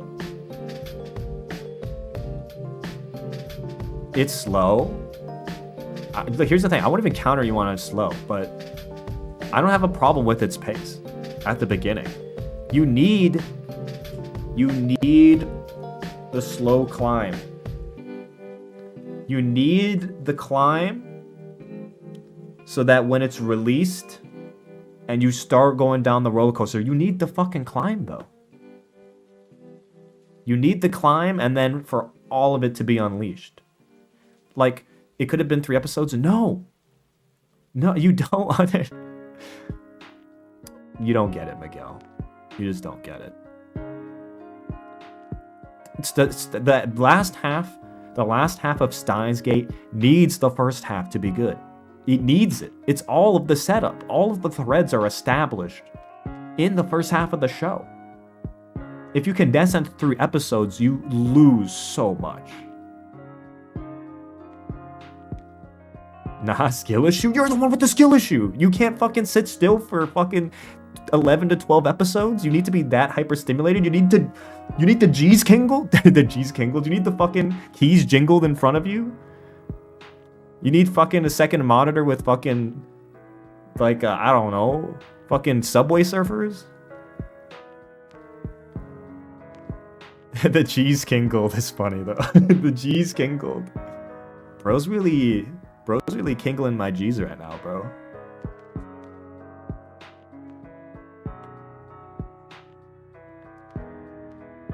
Yeah, you know what? It is why you watch the Isekai, Miguel. It is why you watch the Isekai. Anyways, anime. In conclusion, anime 3x3. Vinny. This is it.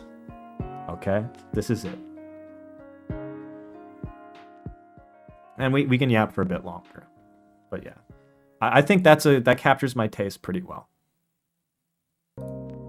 And I think it pigeonholes me. Yeah, I am kind of a late 00s, early 2010s,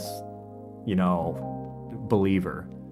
But I think that makes sense because it coincides when I was most into anime and when anime most spoke to me, right? Like, it coincides with me being a teenager in that time. Because I was a teenager in the late 2010s. Well, mid 2010s more. Yeah, teenager, when I was most into anime was mid 2010s. So it makes sense that the stuff that, spoke to me and appealed to me most was the stuff of that era. And that the modern stuff can't quite connect in the same way because it's just in a less malleable point in my life in terms of my psyche. So, but then again, like, I don't feel this way about other media. There's definitely like books or shows or music that I consume that's contemporary that does have that impact on me, but anime just doesn't. At least not contemporary anime. It doesn't connect in the same way. It's just I don't know what it is. I don't know. Maybe there's something specific about anime in terms of its target demographic that means that's the case, because for the most part, anime's demographics are kind of very YA, YA adjacent. Or kind of YA in nature. So, while with movies and other mediums, there's stuff that can match me where I'm at. That's just harder to find in anime nowadays, because like half the time I try to put on an anime now, I'm like, this doesn't connect with me. It's stuff about high schoolers, and I don't know, it's high schoolers and other worlds and escapism, and it's just themes that don't connect with me. So there's not much for to do about it. Even shows that I'd say like I don't know. I'm trying to think of a good example of this. I'd say Dan to Dan's a great example of this. Like, I tried watching Dan to Dan, and animation was great, but moment to moment, it just wasn't connecting with me. Because like Dan to Dan's themes are very much like they're dealing with adolescent awkwardness and self-discovery and like exploration with like a backdrop of some more adult themes through like the backstories of the monsters. But the core moment to moment interaction of the characters is baked in that like high school adolescent like vibe, and when I watch it, it just doesn't connect with me. I'm sure if I was in high school right now and Dan to Dan was coming out, bro, I'm sure I would love it, but I'm not in high school. Like, so it's not connecting with me. Like, and I don't hold that against Dan to Dan. to be real. Like, I don't hold it against Xanadu. I don't hold it against it. But then, but I don't know, because I don't hold against Dandadan, but for example, I am reading One Piece right now. And even though One Piece is also, like, I don't know what makes One Piece different in this regard, but like, reading One Piece as an adult is still, I don't know, still entertaining. Or there's still stuff with me in One Piece to connect with me. Oh yeah, what's the thing on the shelf? Oh. This is a new edition. Wait. That's good. No, we can talk about that's Yuppie. Wait, 1 second. We can talk about it. Yeah, wait.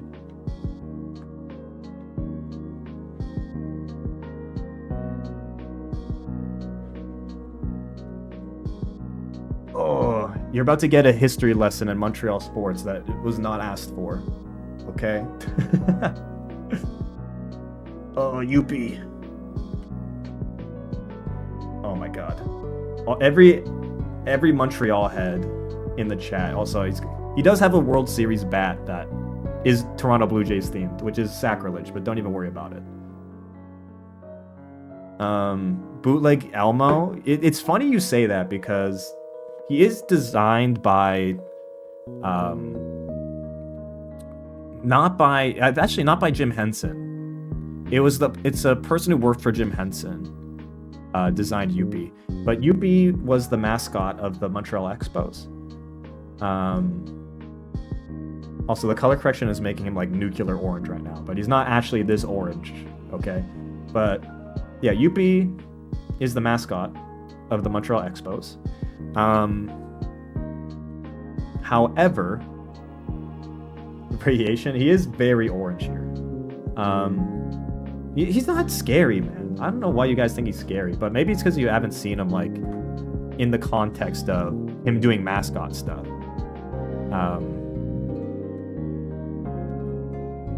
But also, he's still a mascot because once the Montreal Expos left, the Montreal Canadiens took him up as their mascot. So he's the old Expos mascot, and he's the current Montreal Canadiens mascot. The eyes are bothering you? You guys have no whimsy, bro. His actual physical, like, mascot, he's got googly eyes that move around, that go crazy. What personality does he have? He's very playful. He's very playful, he's very whimsical. He's always getting into antics, right? It's not quite Philly Fanatic energy. Like, Philly Fanatic energy is crackhead energy. Yuppie is wholesome antics energy, is how I describe it. But yeah, he's quite beloved in terms of Montreal sports. Like, everyone loves Yuppie. Yuppie's the best. Yeah. God bless Yuppie. Anyways, yeah. I got this from a local vintage shop. What creature he's meant to be? He's meant like to be like a... I don't think he's meant to be any creature. He's just a Muppet. Like, what is the Philly Fanatic supposed to be? I don't know.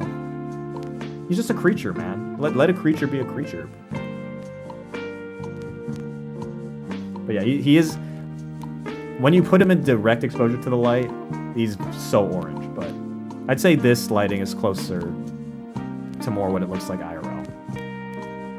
But yeah, there's Yuppie. And then also, here's a bat. He reminds me of Gritty. Okay, Gritty is also crackhead energy, though. The Philly sports ones are all crackheads. Like, Gritty's crackhead energy, Philly Fanatic crackhead energy. Yuppie's not crackhead energy. Okay? Also, he's got a bat, so... don't talk shit to Yuppie, okay? He will beat you with the Toronto Blue Jays World Series bat. And he will not care, okay? He will not care. He doesn't care if this gets bloodied, okay? It's not Expos gear.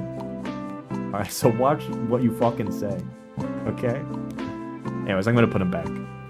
Yeah, that's Yuppie. There you go, some Montreal sports lore. He's not crackhead energy.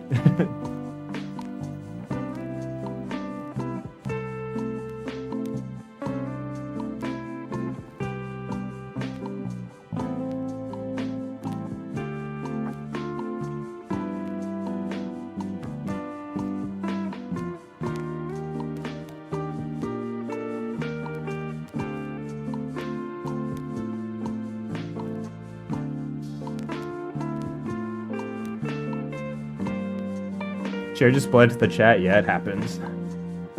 It happens when I leave the scene because, for example, when I move my shoulder, you can see how chat is behind my shoulder, as if it was in the room. But the software that does that gets messed up when there's no subject. And when it can't detect a subject, it gets a little wonky. But yeah, because like I can, like it's a little glitchy, but I can point at messages here. Like I can point. I can do stuff like this. We are always behind you. Okay, that's not what I want to hear. That's not what I want to hear. Yeah, this is power of technology. Because there's no green screen, by the way. This isn't green screen. It's not green screen. He's right behind me, isn't he? Yeah. Yeah. Chat's right behind me, aren't they? But yeah, that is Yuppie in the back, so now you know. Now you know. That's Yuppie. Remember the pointer? Wait. You're about to get a blast from the past.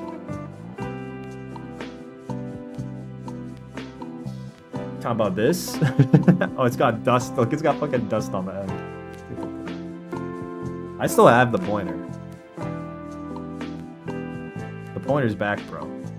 But the thing is, like, the pointer doesn't work with this because it doesn't detect this as a human hand. So, like, it's all fucked up if I try to point at stuff with this.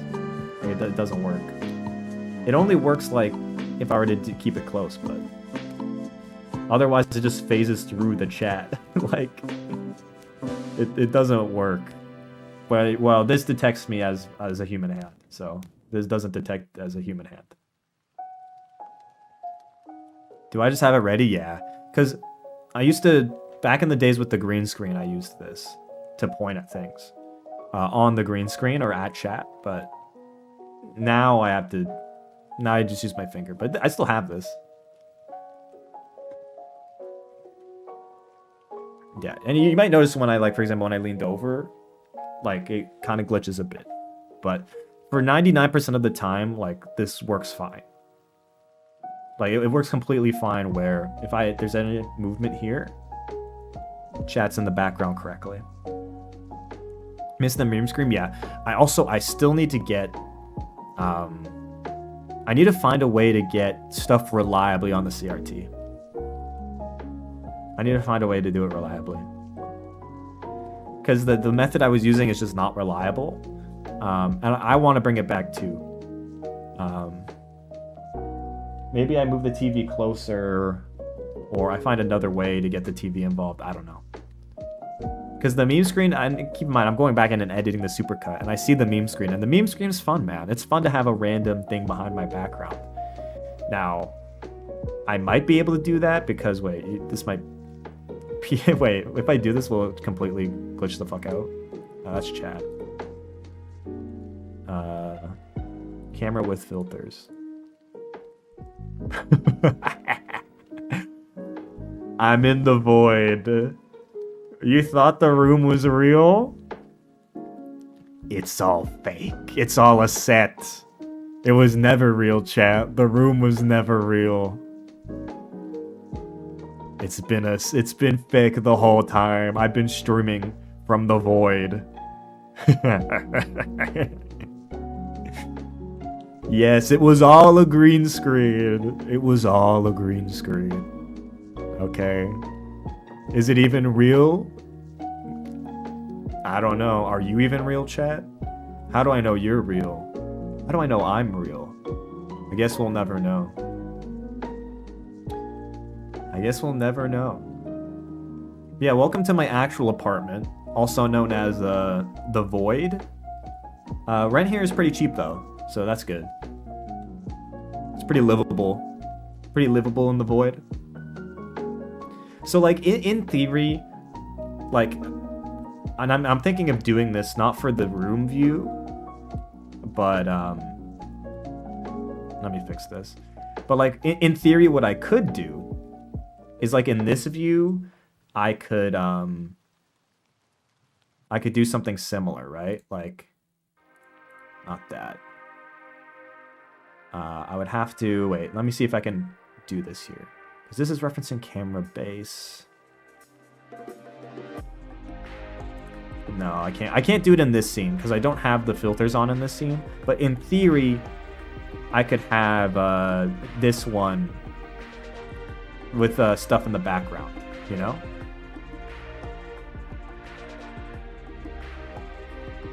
I missed the old layout. Are you talking about the one with the borders? The one with like the pattern? You're talking about this. It might have audio might have broken there, but I mean, I can maybe find a way to bring it back. But yeah, I think in general I want to have a sit down and in fact, maybe honestly Tuesday there might not be a stream because Tuesday I think is a good timing for me to sit down and do some behind the scenes setup work to put some ideas into motion that I haven't yet. So maybe bring back the meme screen in terms of bring it back into when I'm streaming stuff, like have a meme screen behind me when I go into this view that viewers can set. I probably wouldn't do it in this view, although this is funny. This is funny. I do like this. This is pretty funny to just take out the background entirely. Yeah, the void. But yeah, obviously if you can't tell, it's not a green screen, but you can tell when I move fast. Like, it's not perfect. This feels more intimate. Maybe I should stream from the void more often. Dude, this is the CoffeeZilla.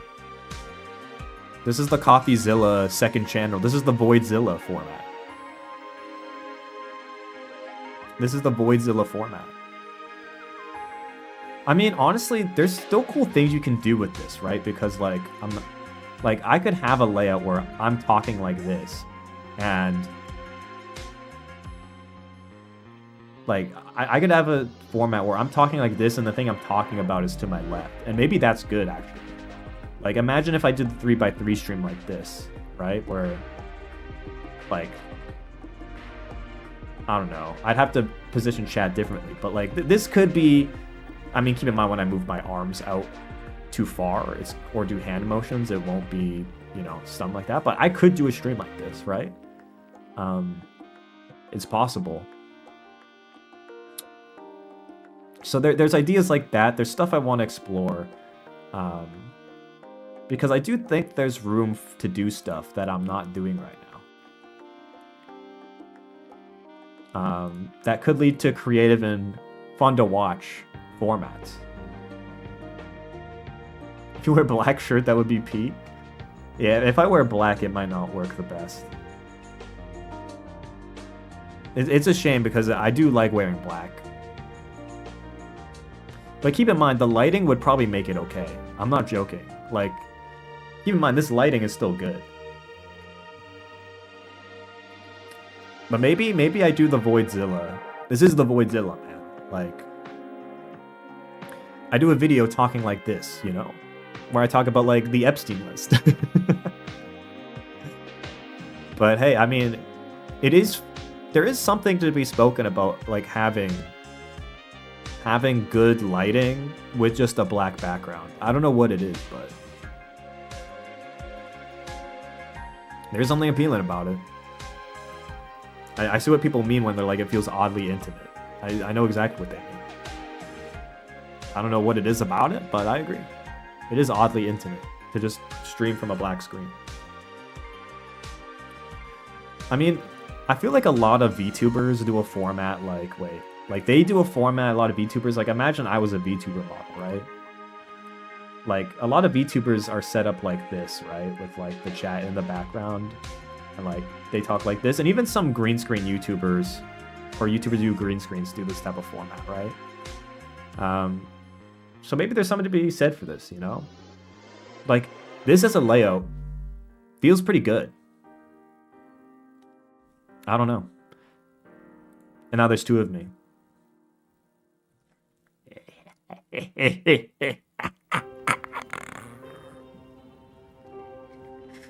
I'm gonna get you. I'm gonna get you. I'm gonna fucking get you. You better start running.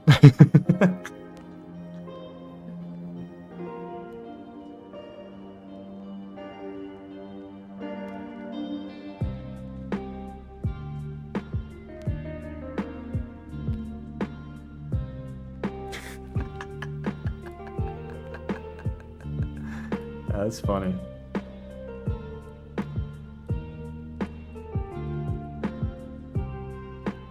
Alright, back to normal. There's two. Yeah, this is getting out of hand. Now there's two of them. But yeah. I mean, I could technically multiply myself. I don't know if chat knows this, but I could multiply myself like 3 times over. Maybe 4x like over. I could do it, but you know. You can't always show your power level on stream, you know? But yeah, the whole setup, that it's all set up. The reason I have it set up this way is just so when I move around and do this, because like, for example, if I do, let me turn this one off. If I turn this layer off, like you see how my arm goes below chat, right? Like this just doesn't feel right. Like if I'm watching this as a viewer, this just looks wrong. I don't know what it is about it. But then like, when I do this, it's just seamless, right? It's seamless. You don't even notice. I can do hand motions for the most part in just quick succession. And like, yeah, there's some artifacts if I move really rapidly, but if I were like just move around and adjust myself, it just feels natural. You don't even notice it until it's called out to you. Meanwhile, if I turn it off, like this feels, something feels off about this. I don't know. But yeah, that's the technology, the hidden technology behind Pabas Productions. The hidden tech.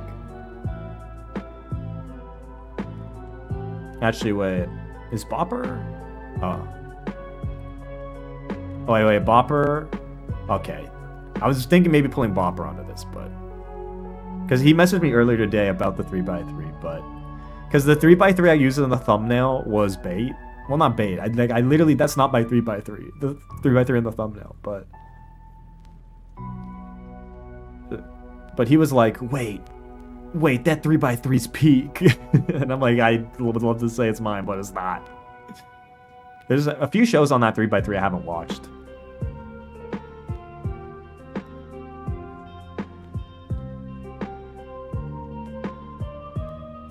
Also, the ats, do people with numbers in the ats, do you keep them to maintain the character? Like, do you like the numbers in your ats, or are they like ascribed to you, and you just don't want to get rid of them? Dimsum Boy 420, I know that one's intentional. I know Dimsum Boy 420 is intentional, but like Swordmaster Ari 7752, like, are you attached to 7752? You didn't choose the, oh, Mikello, we all know you chose 676. We all know. I mean, you can edit them out of your ad if you didn't know. Also, Dimson, do you actually 420 blaze it? I'm curious. Did you choose 420 as a haha funny number, or do you partake? Lol, no. It's just a funny number. Okay, I was wondering what angle, man. I was wondering what angle. I think the numbers I've used in all my usernames haven't been haha funny numbers. Although I will say, wait, my Club Penguin username went crazy, okay? My Club Penguin username, and I kid you not, was XX underscore extreme 5900 underscore XX.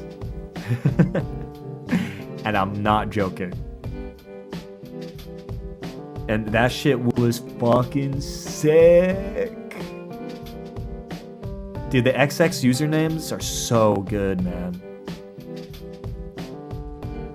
XX Pen is XX. You're missing some numbers in there, man. It's gotta have numbers. Dude, XX, man, bro, that was the shit. If you had XX in your username, that's fucking shit, dog. That's fucking shit. Dude, Card Jitsu's peak. Maybe we XX. WeTVXX. Now that's a username. Now that's a fucking username. Maybe we play some card jitsu on stream at some point. I could fuck heavy with card jitsu. Anyways, I think that's gonna be it for today's stream. We can win a good 2.5 hours chatting about anime, random topics. I don't know if I'll stream on Tuesday. I want to do behind the scenes stuff. I also have editing. I have editing and behind the scenes stuff and just general stream channel management stuff I want to do. So yeah, might not be a stream on Tuesday. Maybe Thursday. Maybe Thursday. Or most likely Thursday. I don't want to leave because I have time to stream right now. I do want to stream, but at the same time, I want to balance like, okay, I also finally have time to like do all this channel management stuff I haven't had time to do. So I kind of want to do that too. To kind of get the stream vision and cohesion collected before I move forward, and like I want to establish a new baseline to then stream forward with, if that makes sense. But there needs to be behind the scenes work to do that. So yeah. Anyways, thanks everybody for tuning in. Have a good evening, morning, afternoon, wherever you are. And I will see you in the next one. Bye-bye.